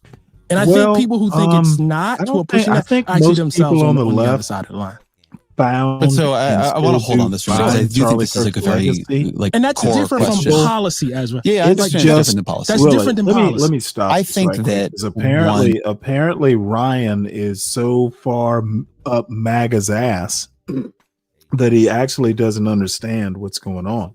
So it is up to me to translate for him. Nobody is venerating Charlie Kirk as like some national hero. Really, the debate is about, should we respect the dead to a point to where we just point out all the good stuff and ignore the virulent stuff? Ezra basically says that, hey, let's take out all the fucking hatred and despicable points and honor the dead. He was a family man. You know what? We won't talk about, how he talked about Haitians or trans or blacks or anything like that. We're just going to say, hey, he was a family man. Whereas Ta-Nehisi's saying, hey, look, yeah, he was a family man, but goddamn, he left a trail of fucking slimy fucking white supremacy and MAGA. He's lucky to get out. He left a fucking trail of hatred, and now MAGA's like celebrating it and seeking to replace it. Nobody's a big fan of Charlie Kirk. It's just how you eulogize him. They're basically fighting over the eulogy. And Ryan, this isn't a split within the left. It's literally, how do we write a despicable man's eulogy? Do we tell the truth, or do we just kind of whitewash it and say, hey, he was a family man? That's literally what this is.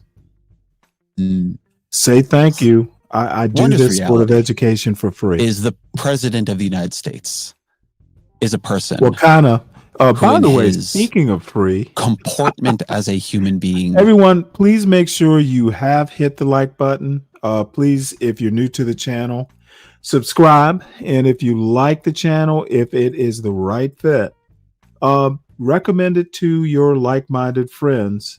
Who knows? It might fit them too.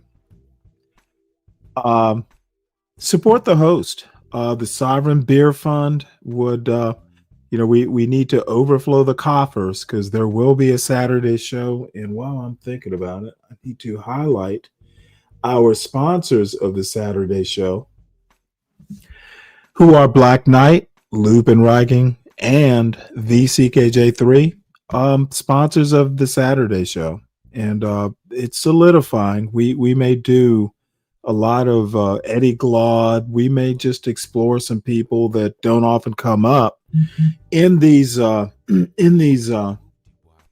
blackosphere / uneducated mostly. You know what? We can't even figure out what shit on a shingle is, and I thought everybody knew what shit on a shingle is. It's not biscuits and gravy. That would be, dude, anyone from the South knows that biscuits and gravy is not shit on a shingle. Two very distinctively different dishes. So I am getting a bit off the topic, but anyway, thank you, sponsors of the Saturday show, Black Knight, Lupin, and CK. So back to the non-fight that's happening. They're just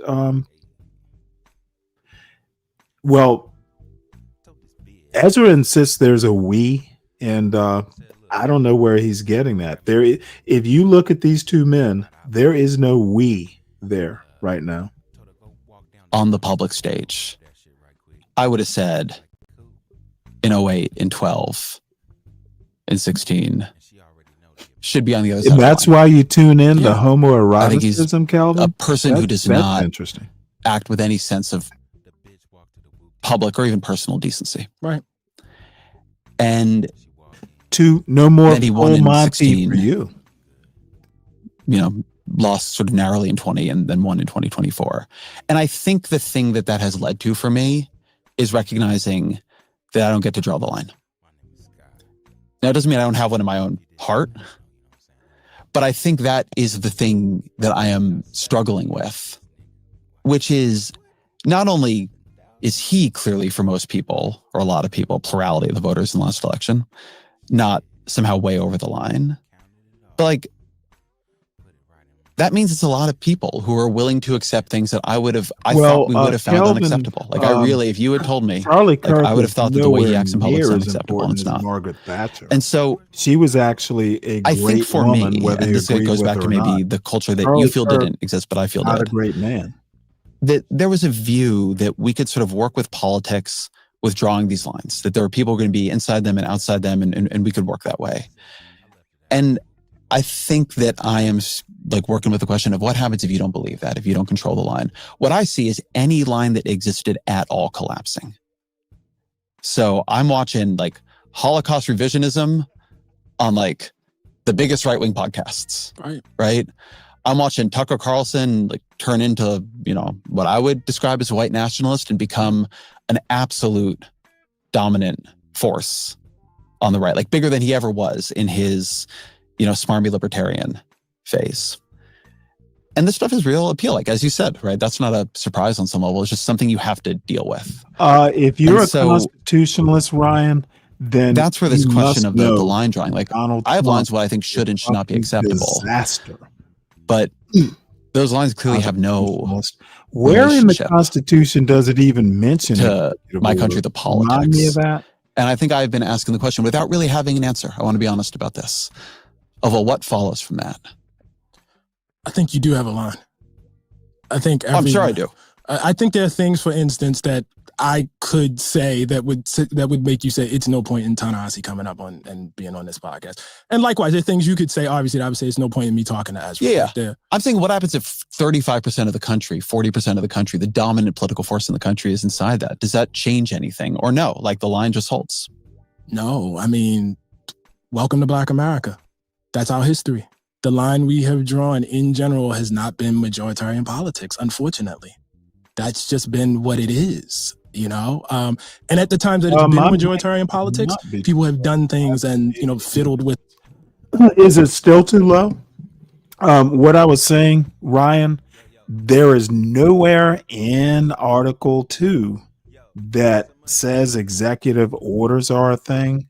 It was kind of something they derived from Article 2. There is no constitutional directive to even issue executive orders.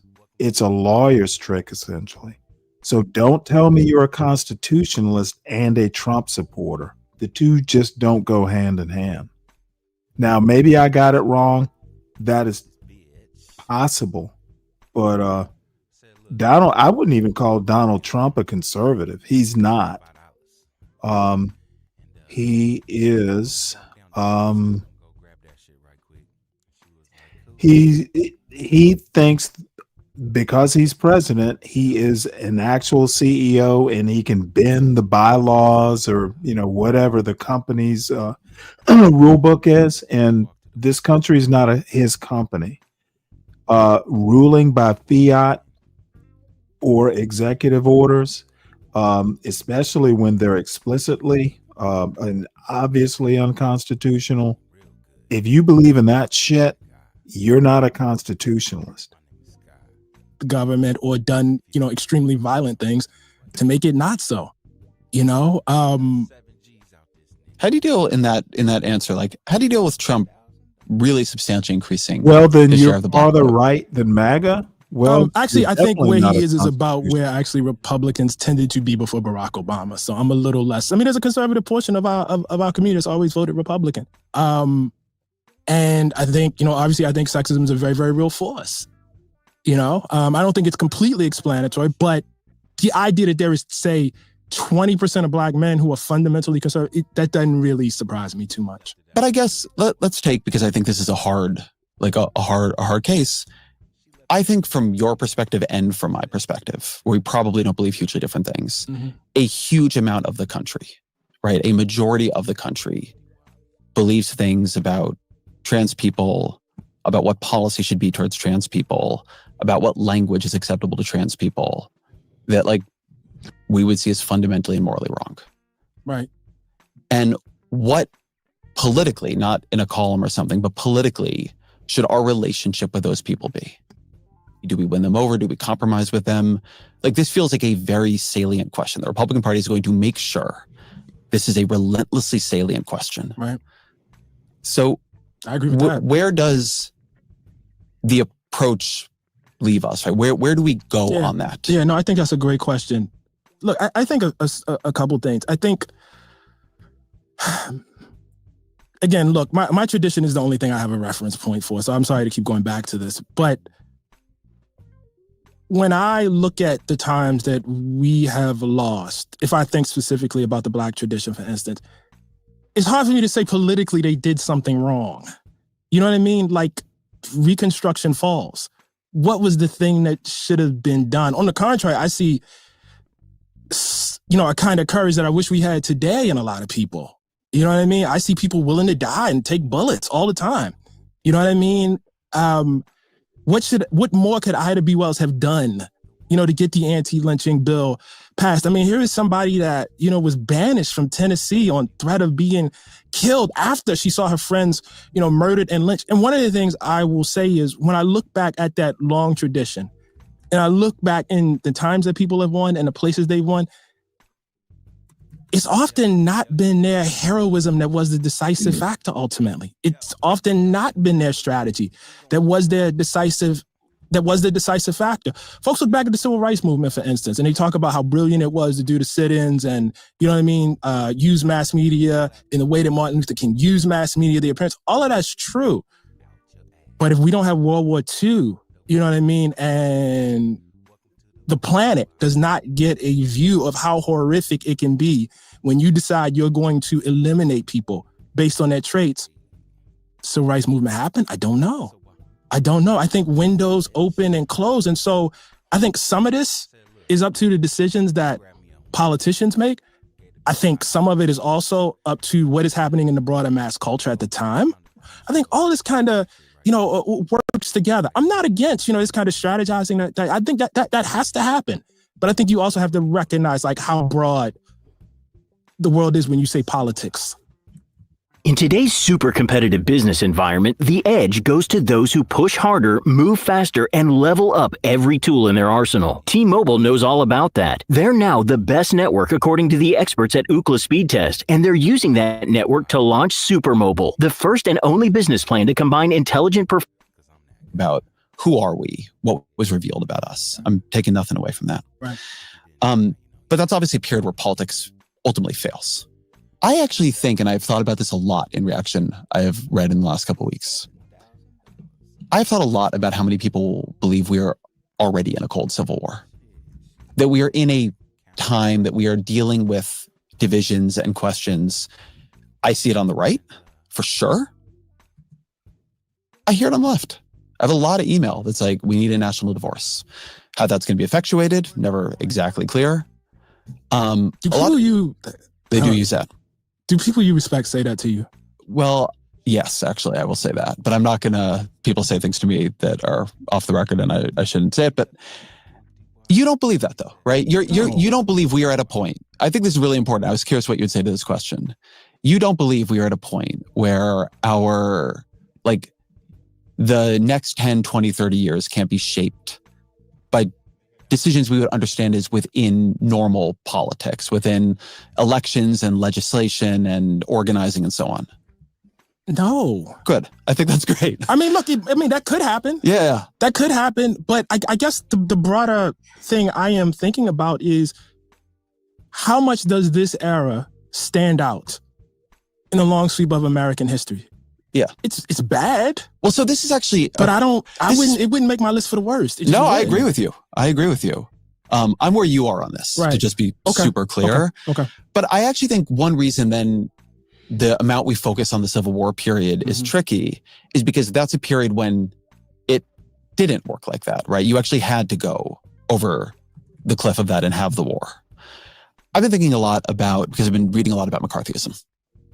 So I've been thinking about that whole period.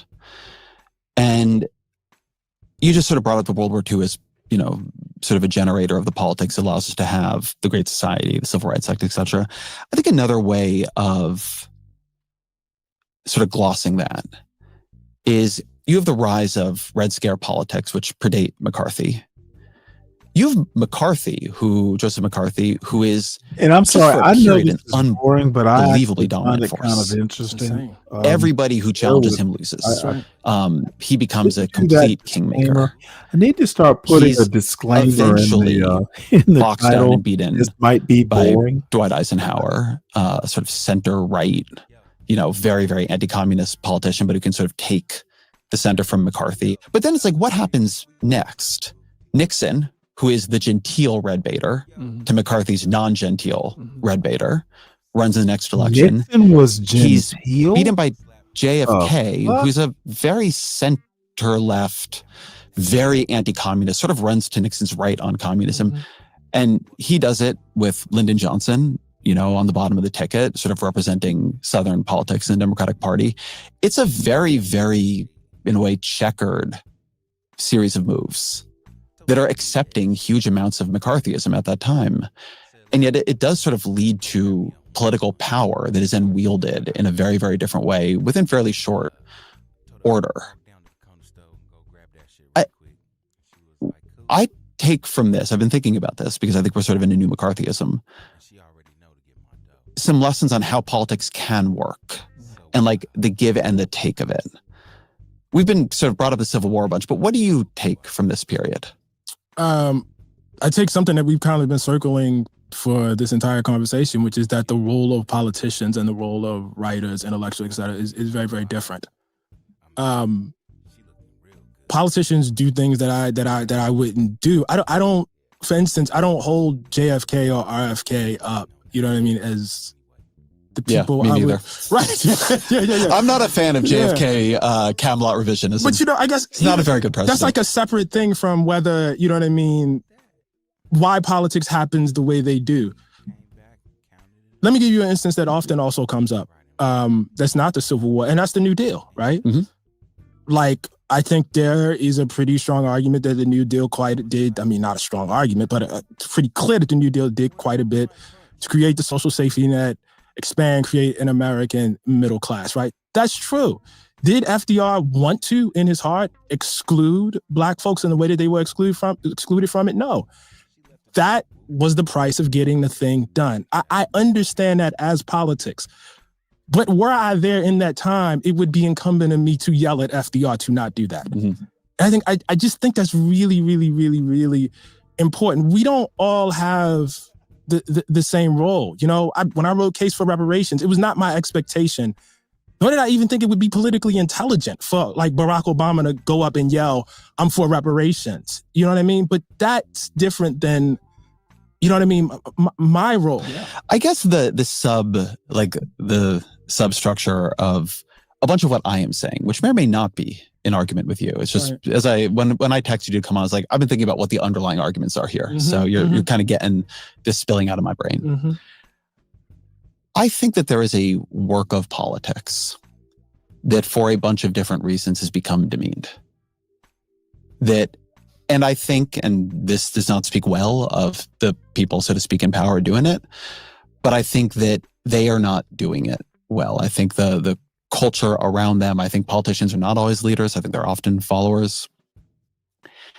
And I think that the idea that kind of political coalition building across these gigantic differences, building across public opinion, both not just as you wish it existed, but as it exists, has become, seen and like treated as often betrayal, cowardice, moral fallibility. It's not, I think it's fine to say people got different roles. And in fact, it's good for intellectuals to criticize the politicians.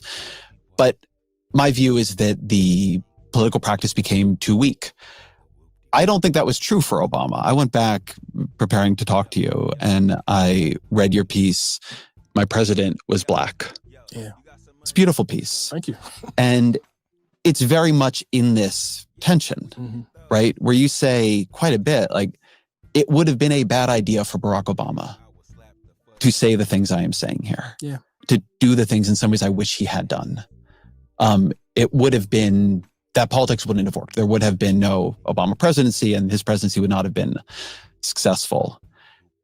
And I think I've been thinking about that line, right? In my own work and just in the political culture as I see it, that line between the sort of intellectual, analytical work and the actual like work of politics, the how do we live here with each other work, right? Which I think is actually honorable work.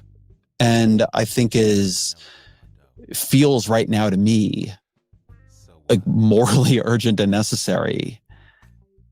And not just over disagreement, just the whole thing being done in a strategic and disciplined sense.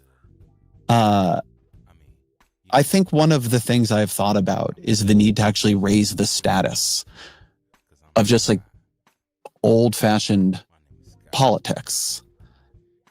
And I think I've been surprised to find myself feeling that way. But I think one way the second Trump term has changed me is I don't, and maybe you always believe this, right? You know, I'm not putting this on you. I think what got built for all of its flaws in the back half of the 20th century was much more fragile than I'd understood. Not just like the legislation or any of that, but the actual sense of like what you could and could not do, what we would and would not accept. And I've just like the sense that we can just tumble all the way back has become much more real to me.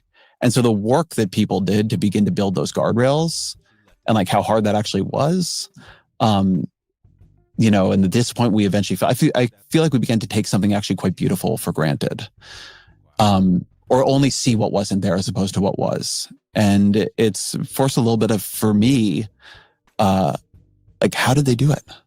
How did they get out of the last one of these? You know, I'll just say, and I think I'm speaking for a broader community here.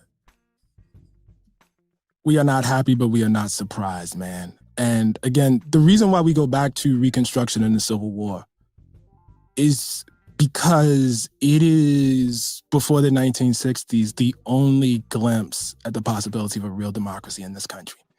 And it happened. And in some places, it was actually quite successful.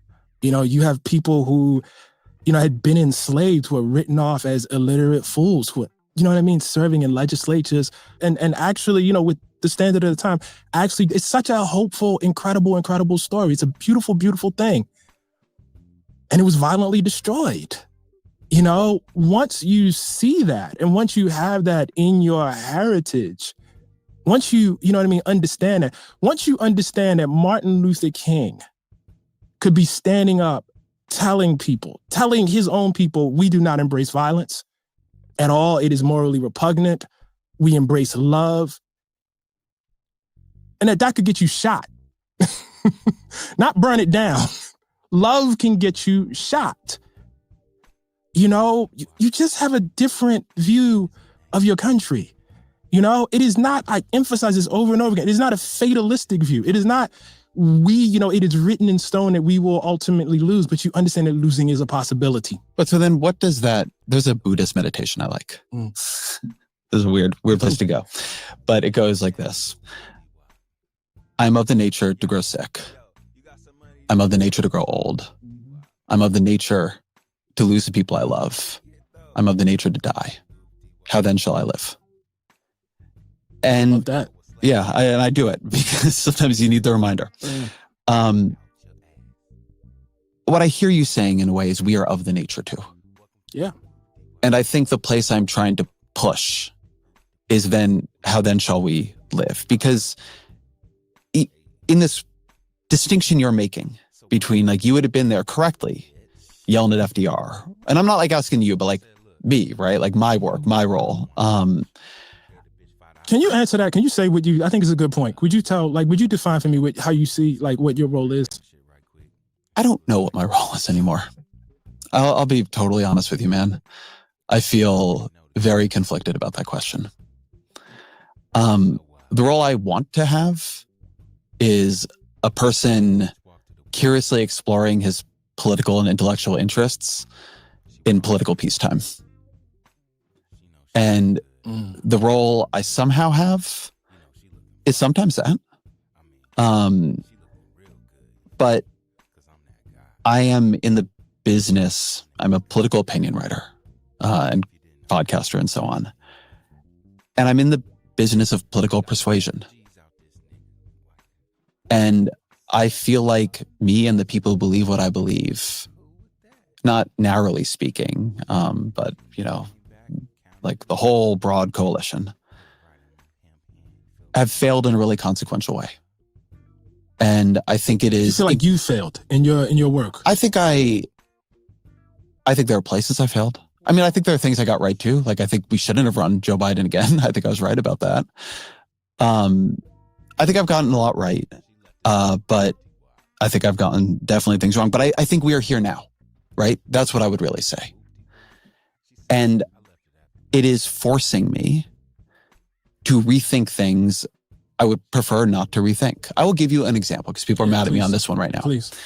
I said in a podcast with my colleague, Russ Dow, that he was pushing me on left radicalism. I was saying, I don't care about left-wing radicalism. I don't think it's some great threat. I don't think it's a huge political problem. I worry about left-wing pessimism, fatalism, that we are losing and don't want to change anything. And I said that the question for me is, how do we win Senate seats in places like Kansas and Missouri and Ohio? I said, I would like to see us doing things like in red states, and here I meant redder than those, running pro-life candidates. People got real upset about that, and I get why. But in 2010, when the Affordable Care Act passed, there were 40 House Democrats who were pro-life at some level. You had to do this whole negotiation with this guy, Bart Stupak. Yeah, I remember. Yeah. And on the bright side, you don't have to have those negotiations now. And on the downside, you can't pass the Affordable Care Act. And the point is not that issue, right? That one issue, although things like, the example, say Susan Collins, where she's in theory pro-choice, but she votes for Mitch McConnell and John Thune as leader. Right. Like, that's how you build power on some level, right? If you have those, Joe Manchin, like, I wish he were still a senator from West Virginia, as much as I have deep disagreements with him. I think that I am a person, I think you are a person, whether you admit it or not, who is one of the people with a, voice in shaping what our political culture is. And I believe at some level that political strategy is downstream from political culture.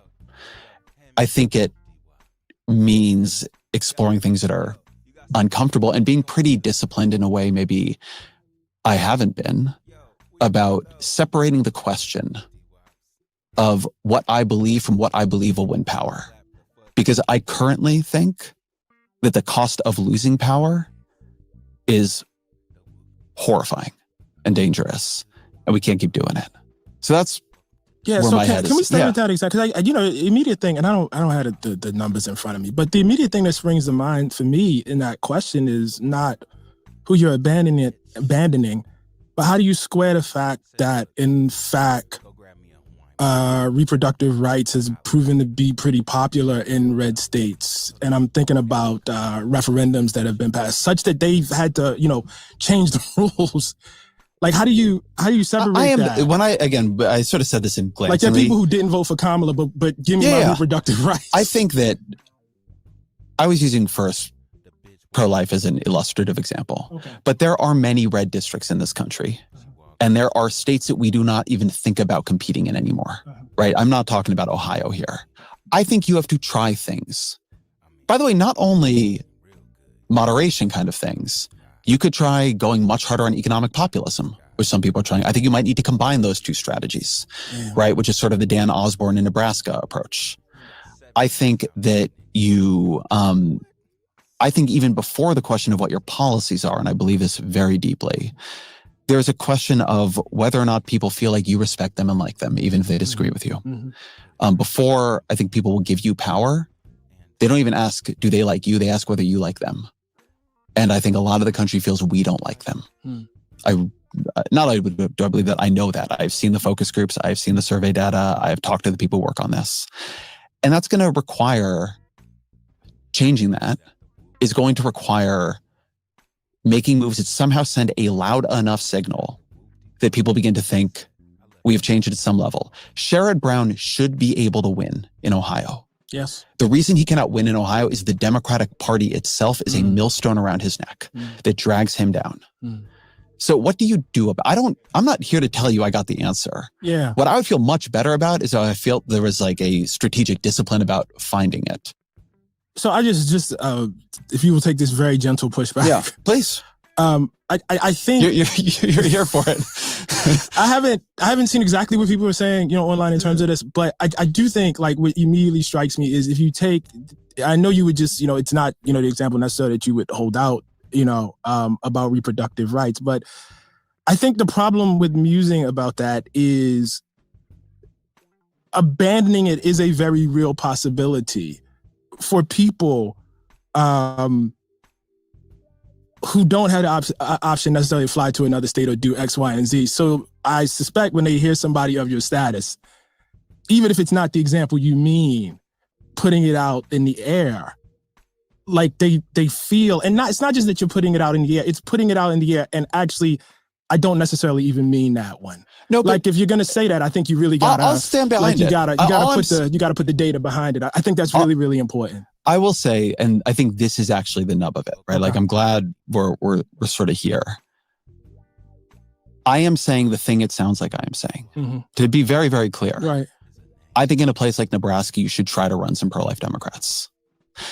I wish people, instead of saying that an expressive or strategic question in politics was betraying or abandoning the people we wish to protect, I wish what we said was we lost power in a way that allowed Donald Trump to drive the Supreme Court to a 6-3 Republican majority. And that majority overturned Roe v. Wade. Right. It overturned Roe v. Wade and actually abandoned all these people. Right. Actually fucked them over. Right? Right. It is part of, I think, when I say that like the work of politics has become diminished, it is part of how that happened, that talking about this creates this sort of counter argument. Well, even to discuss it is to abandon. In 2008, as you and I both know, Barack Obama ran as a public opponent of gay marriage. Right. He ran opposed to it. Right. At a time when not only, I won't speak for you, was I not opposed to it, but most of us did not, most of us did not think he was opposed to it. Right. Like at his heart, we did not think he was opposed to it. Right.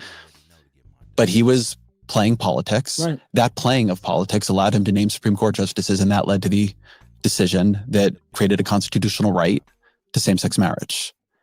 And I am saying that that kind of playing politics is needed. I can give you an example from the other side, by the way, too. Yeah, go for it. Brother, you know what my position was during the election about Palestine, about Gaza. Kamala Harris was running to be the first Black woman to be president of the United States. You cannot imagine how animated Black folks were. And some would argue the base of the Democratic Party, Black women. You know, and we're gonna, see this thing. She was not taking a position that I thought was particularly moral. I had to talk in front of Black audiences about that. You know what I mean? And I had to do the other thing, which was go before Arab American audiences here, Palestinian American audiences here, and say, look, I'm with you. You can be mad at me. You probably will be mad at me. I get it. But for me, politics is the lesser of two evils. We've been fighting this battle for a long time. We have never had the luxury of electing people that represented the best of us. And this is why I'm voting for her. This is a really, really serious thing. And when you hear these Palestinian Americans, and when you hear these Muslim Americans, and when you hear these Arab Americans upset about this, you can't just yell at them. You have to take them seriously. These were hard, very, very difficult conversations. But when I made those conversations, look, man, I had to be buttoned up about it. I just think you take very, very seriously the need to convince people outside of the tent right now, right? About like we have to convince them to come in. I guess what I want from you is I want you to take as seriously people who are in the tent and who are vulnerable and afraid. And if you have to convince them of something that's extremely, extremely uncomfortable, or tell them that you're taking a position that is extremely uncomfortable, I just think you owe them a little more. That's all I'm saying. Yeah, man. That's fine. I'll take it. But I want to put this on you for a minute, right? Sure. You keep sort of putting it back on me. Yeah, I'm open. Go ahead. You keep putting it back on me here on the Ta-Nehisi Coates Show. Yes, right. What then should we do? What then should be? You are one of the most influential public intellectuals in the country. I know you don't like to think of politics as a thing you do, but it is a thing you do. What, as bad as you know this can get, and given that you are not a hopeless person, or who, doesn't think you should just collapse into fatalism, what do you think should happen now? I think that really depends on what your role is. I don't have a great overarching theory for what everybody needs to do, because I think we all have different positions. I know what my role is. And I do see myself as part of politics, by the way. Yeah. And I think that's a very, very important way of answering the question. I mean, I'm not going to be the person that yells at you because, you went on a bunch of right-wing podcasts. As I've said many times, in the course of this interview, I see myself as a writer. I see myself as a journalist.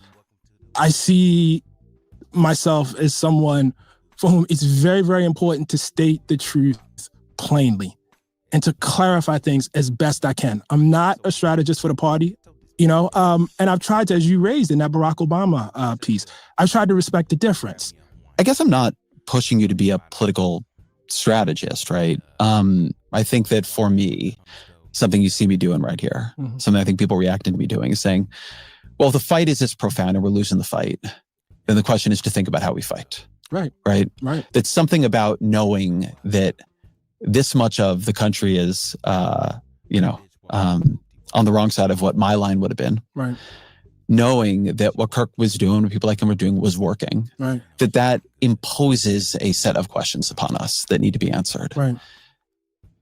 The thing I'm struggling with in this conversation, and even in that question, is the fact that there are things that you yourself have actually advocated for that, had they been done, we would be having a very different conversation. I think I wanted to not be close. You said what? I wanted to not be close. You will call this my fatalism, but I am not surprised. I think it's going to be close. I think it'll be close for a very, very long time. I would like for it to be less close too. But do you think that's within our power or not really? Listen, I have a friend, and I'm not going to out him. He's a mutual friend of ours who always says, this is the best set of white folks we have ever had in the entire history of Black America. This is the most woke. This is the least racist. This is the most aware group that we have had. You know what I mean? Like, for us, and for those of us who ground ourselves in a larger tradition, this is not close. Like, this is a remarkable time. In terms of our freedom, as writers and journalists to speak to people, in terms of the amount of people who are empowered and have some amount of privilege and could just look away and are not looking away. It's not a great time politically. You understand what I'm saying? But it's not the worst either. No, it's not. It's not the worst, All right, and I think always our final question.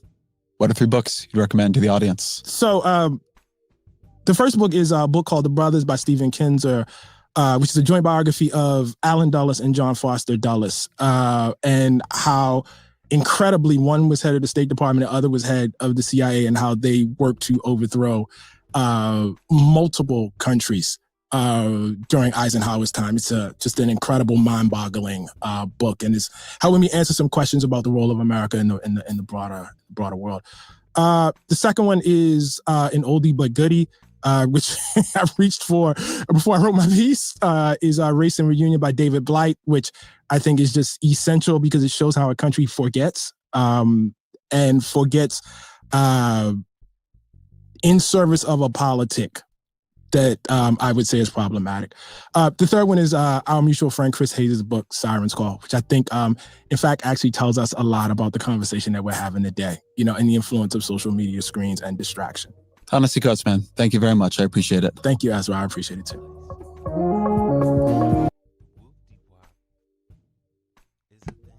Well, that was something, and apparently it drove everyone away. It is it's rather interesting to see um, the attention span of young folks these days. But so we go, and I think what I want to do. You know what? I've never watched Voice of Venus's show. So we will probably listen to a bit of this and then we will wrap it up. Interesting topic. A conversation with a white nationalist with no captivity breezy. That ought to be a hard hitting, a hard hitting show. With no more fireworks than Klein and Coates.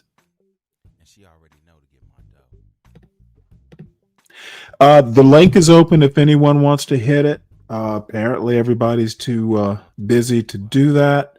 Please make sure you hit the like button. If you're new to the show, please make sure you hit the link. And this show has not been everyone's favorite, apparently. But you know what? It bees like that.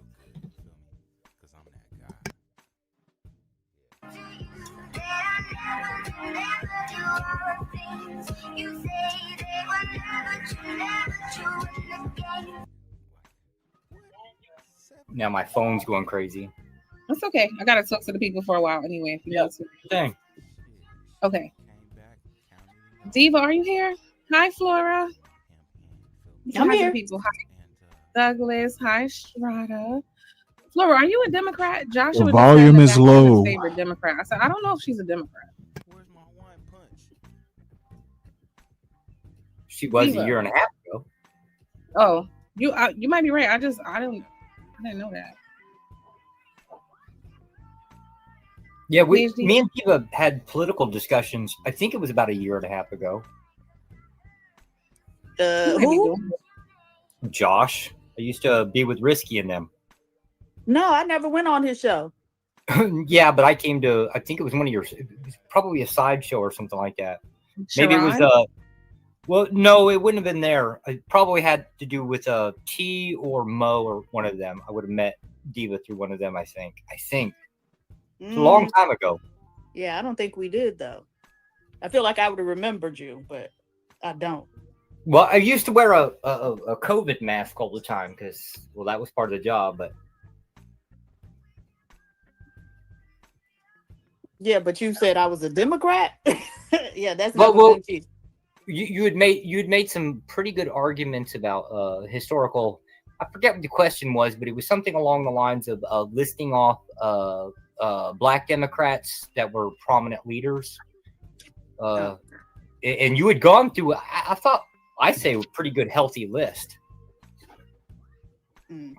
She's just full of information. She might not be a Democrat though. Are you a Democrat, Diva? No, I am not. Yeah. She's Republican or independent? Neither. I don't participate in that system at all. Damn. One day we're gonna have to go down this list then, because then I've got a whole bunch of questions for you. Okay, so what's up, everyone? Thank you for tuning in. So, you guys remember, Joshua, you wasn't here, but like 2 weeks ago, I did a show on when Charlie Kirk had passed or whatever. I did a show about Christian nationalism because that was the first time I think I really heard of him. And then when I looked him up, for some reason, those were the first two words that just stood out to me. So I went down this rabbit hole of like, okay, what's a Christian nationalist? And I personally came to the conclusion that it was like rooted in white supremacy. This is what I came to, right? So I'm happy to have you here because I can actually talk to one, right? And get like some clarity because that was based off of whatever little research I had done. I don't know much about it, but that's kind of what I saw. So I don't know, Diva, did you have anything on that or just? No, actually, I wanted to kind of start by having him explain to us what a Christian nationalist is. That was literally my first question. Yes. Can you explain, Joshua? So the oversimplification is generally a political movement that seeks to take basically biblical policy into government rulership. That probably going to be both legal and authoritative, meaning like the people at the top would be basically staunch Christians, and the rule of law would be basically biblical based. So I heard you mention, okay, I like that you brought up Bible, because this is what I'm having a hard time reconciling. Mosaic law specifically. We're not talking 10 commandments. We're talking about Deuteronomy and Leviticus. And that's it. Because I was about to ask you about what I think of when I hear Christianity, but a lot of what you guys are rooting for is not very Christian-like. Yes, it would be Old Testament. For example, prescription for an affair would be basically stoning. I guess the modern day would be execution. We don't particularly like private executions. We want them to be public. Things like that. Okay. I heard you and can you tell us what the two scriptures are that he mentioned, Deuteronomy and Leviticus? What can you tell us what Deuteronomy and Leviticus would cover most of your Mosaic law. So you go on down the list of the 613, 618 laws. Let me see if I can pull up really quick. I think she's looking for like some specific tenets of those two books.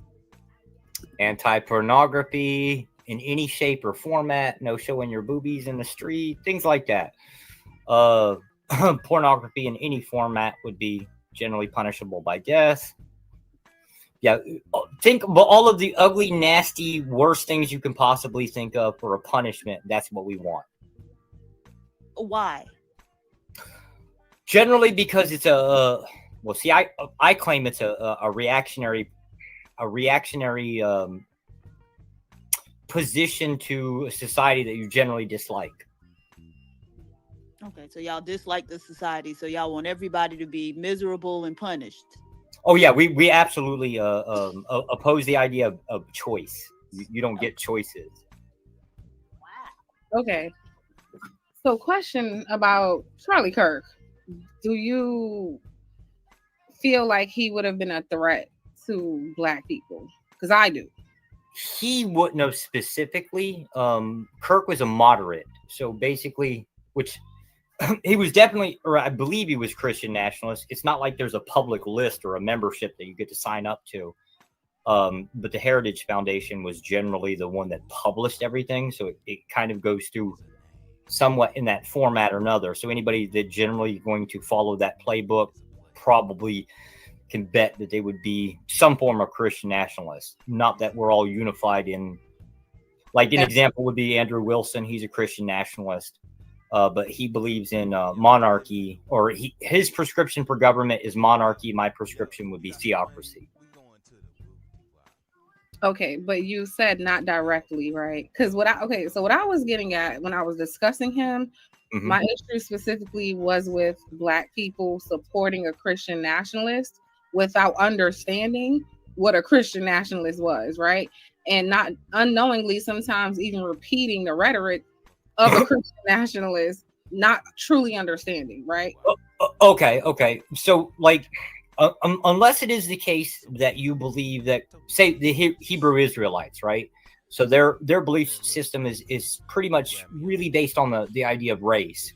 We don't agree, but it would eventually be the case that, let's say, if you could snap your fingers right now, fast forward into Christian nationalism is effectively the rulership within the United States. If it would be the case that all of the Christian denominations had to get together, effectively, they would have to fight out their own interpretation. So there would be a conflict between the groups. So if Black Hebrew Israelites were basically stating that we believe this, and another group, let's just say the Catholics or the Orthodox, decide that the Hebrew Israelites are wrong, there's going to have to be a conflict. So yeah, I guess technically, depending on your perception, it could turn into a race war in that format. Yes. Diva, you had anything? So we're hearing about Christian nationalism now, but how long has it been in existence? Like, when did all of this start formulating? As a political movement, probably about 20, 22, 23, 24 years ago, somewhere in there, as a political movement. Before that, it actually was a social movement. And so where did we see it showing up in society? I guess when Christians decided that we weren't Christian enough, apparently. So what I'm asking is, it was a social movement prior to, say, 25 years ago. What Project was Project 2025 is originally a conservative agenda. You could say that it kind of got hijacked or promoted. There's a lot of Christian national prescriptions with inside of it. So it's kind of like, it's hard to tear the right apart and say that anybody is any one thing. You've got the conservatives, you got the Christian nationalists, you have ethno-nationalists, aka the racist, right? You have all of these different fractured groups within the Republican Party, right? Wrap those together, they're just right-leaners, right? Christian nationalists are very specific to one thing. They just want basically biblical rule. Okay. So I heard you mention agendas, right? Like our agenda. Can you break down what that is from your perspective, right? Because I understand. So since we've got women on the panel, that one of the agendas would be the step. Forget it. I ain't gonna be nice about it. The step one for voting rights would be removed from women. That would be probably step one. Okay, what else? Because I'm going to ask you individually, but I wanted to just get your list first. Oh, okay. So voting rights removal from women would be a starting point, because you're effectively removing 51% of the voter base to some point or another, right? The ultimate goal, though, is to put it back onto a single family. You have one household, you have one vote, and that vote has to be based on the stakeholder, meaning property owner, something like that. There's still arguments whether that should be based off of taxes or something like that. Let's see here. Let me stop you right there. So for someone like me who has her own household and is the property owner, would I get a vote? Eventually. At first, though, you would have to set the general policy, because you have to take control of the government effectively. Mm-hmm. You would have to originally, for a period of time, you would have your vote removed. Now, and then later, as they decide to hammer out the policy on household and how that's defined, would most likely be the case that because you own a home, you would basically get you would get your vote right.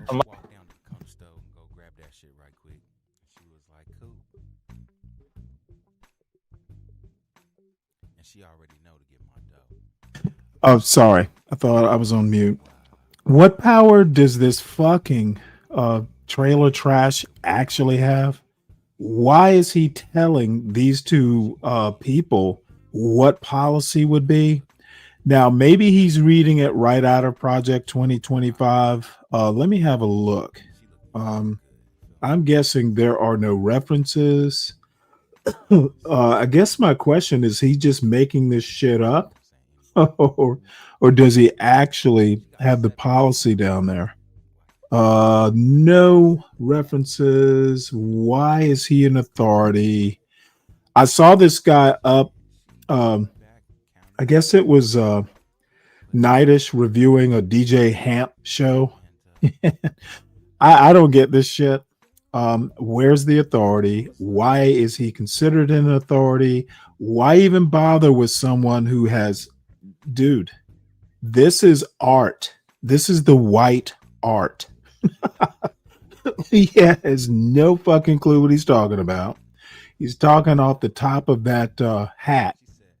And I need references. And someone on this panel supposedly has a PhD. Why are they taking this fucking clown seriously?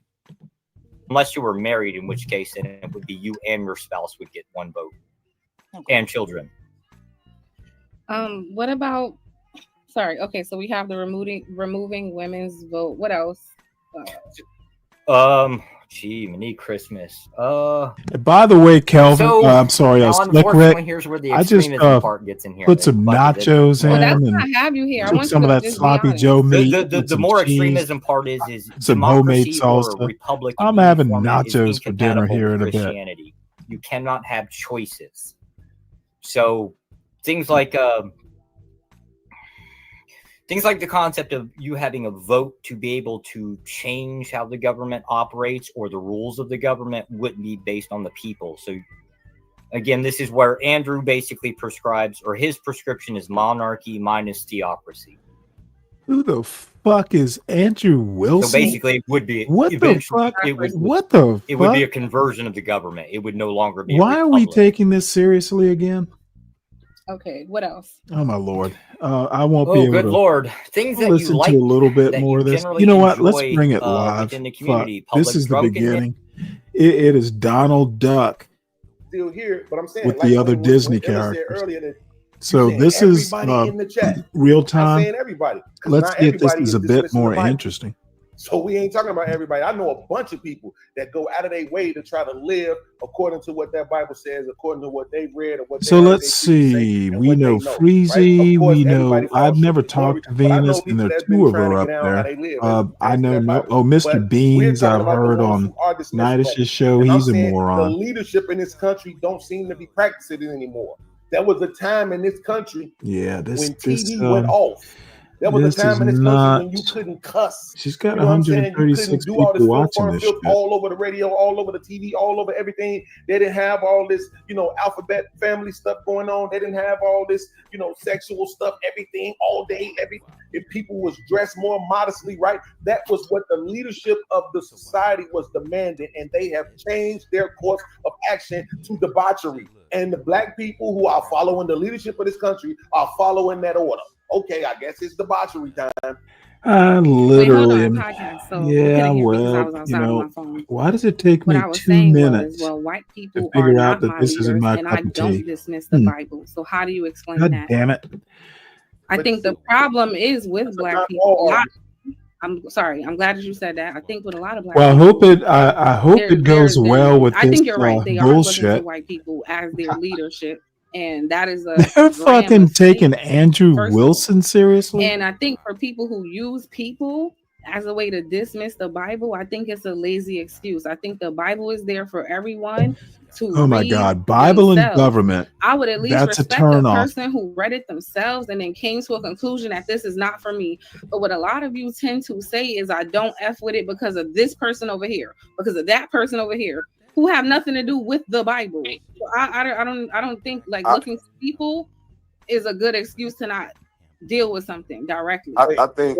I'm sorry. I swear. Wait, hold on, podcast. 1 second. Tommy, is that you? I just want to make sure. Yes, man. Okay, go ahead, podcast. I just want to make sure I clarify this for V real quick, Ella. V, but what I'm saying, and I'm pretty sure Ella would agree with me, it's not that black people are sitting up and literally saying, you know what, forget that Bible because the white man forget it. I'm saying it's a program.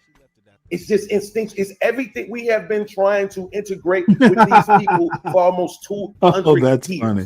So however they move, that's how black people move. It's just instinctive at this point. And you know what it's called, Venus? It's called Stockholm. It's not instinctive for me. It's not instinctive for Freezy. It's not instinctive for a lot of people. I think that's a projection that some people. Wait, I'm sorry. Wait 1 second. I'm gonna let you go, podcast. I think that's a projection that a lot of people use for whatever their reasons are. But like I said, the book is there for everyone to read themselves. And if you want to come to that conclusion personally, that's a different thing. But if you're pointing to people outside of yourself, I can't really get in line with that, because that's not why are we looking at other? They're not gods. But V, this is going against your own. This going against your own point from earlier when you was having a conversation with Illa and you said, "Hey, listen, we're talking to a bunch of 7-year-olds," and then Illa said, "So everybody in the chat right now is 7-year-olds." And what did you say? You said, "No, not everybody, but a lot of them," right?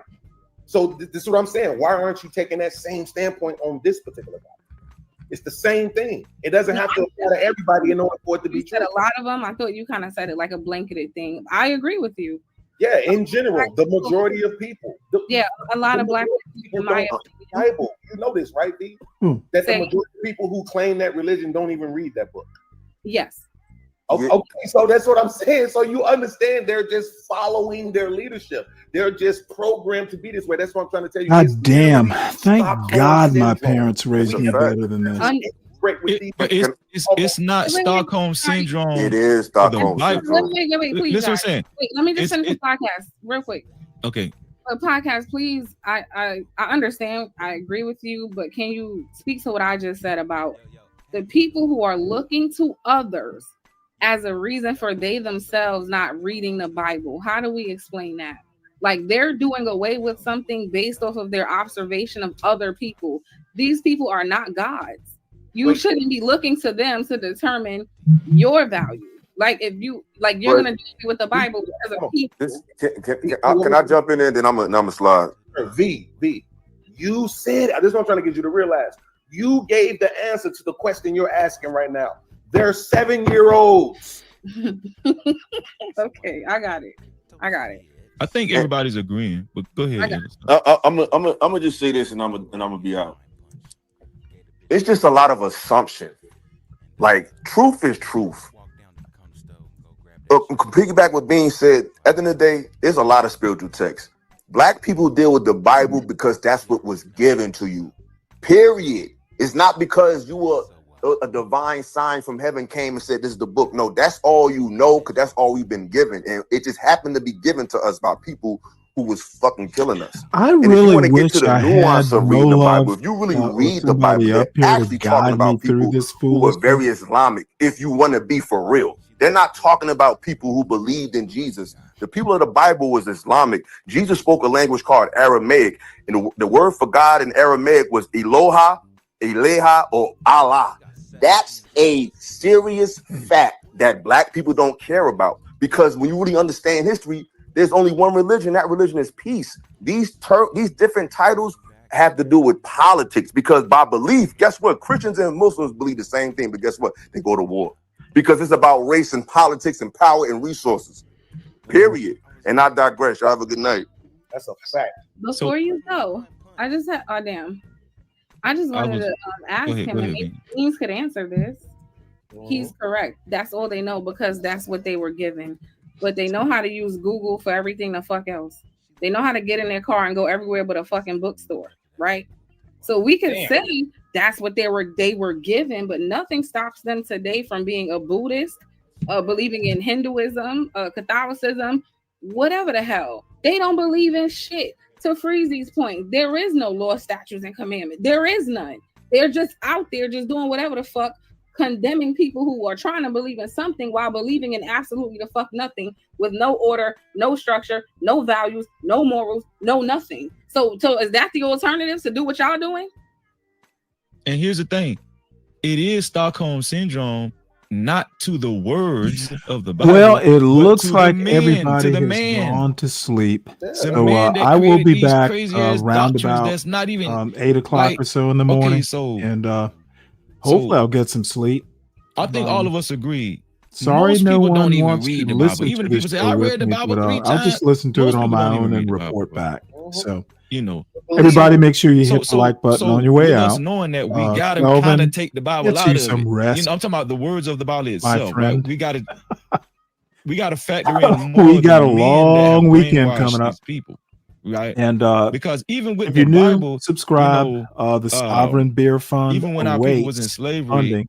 they even So, revised it y'all to have a what good they night. call the I'll slave see you in Bible, the morning. which is that it totally catered more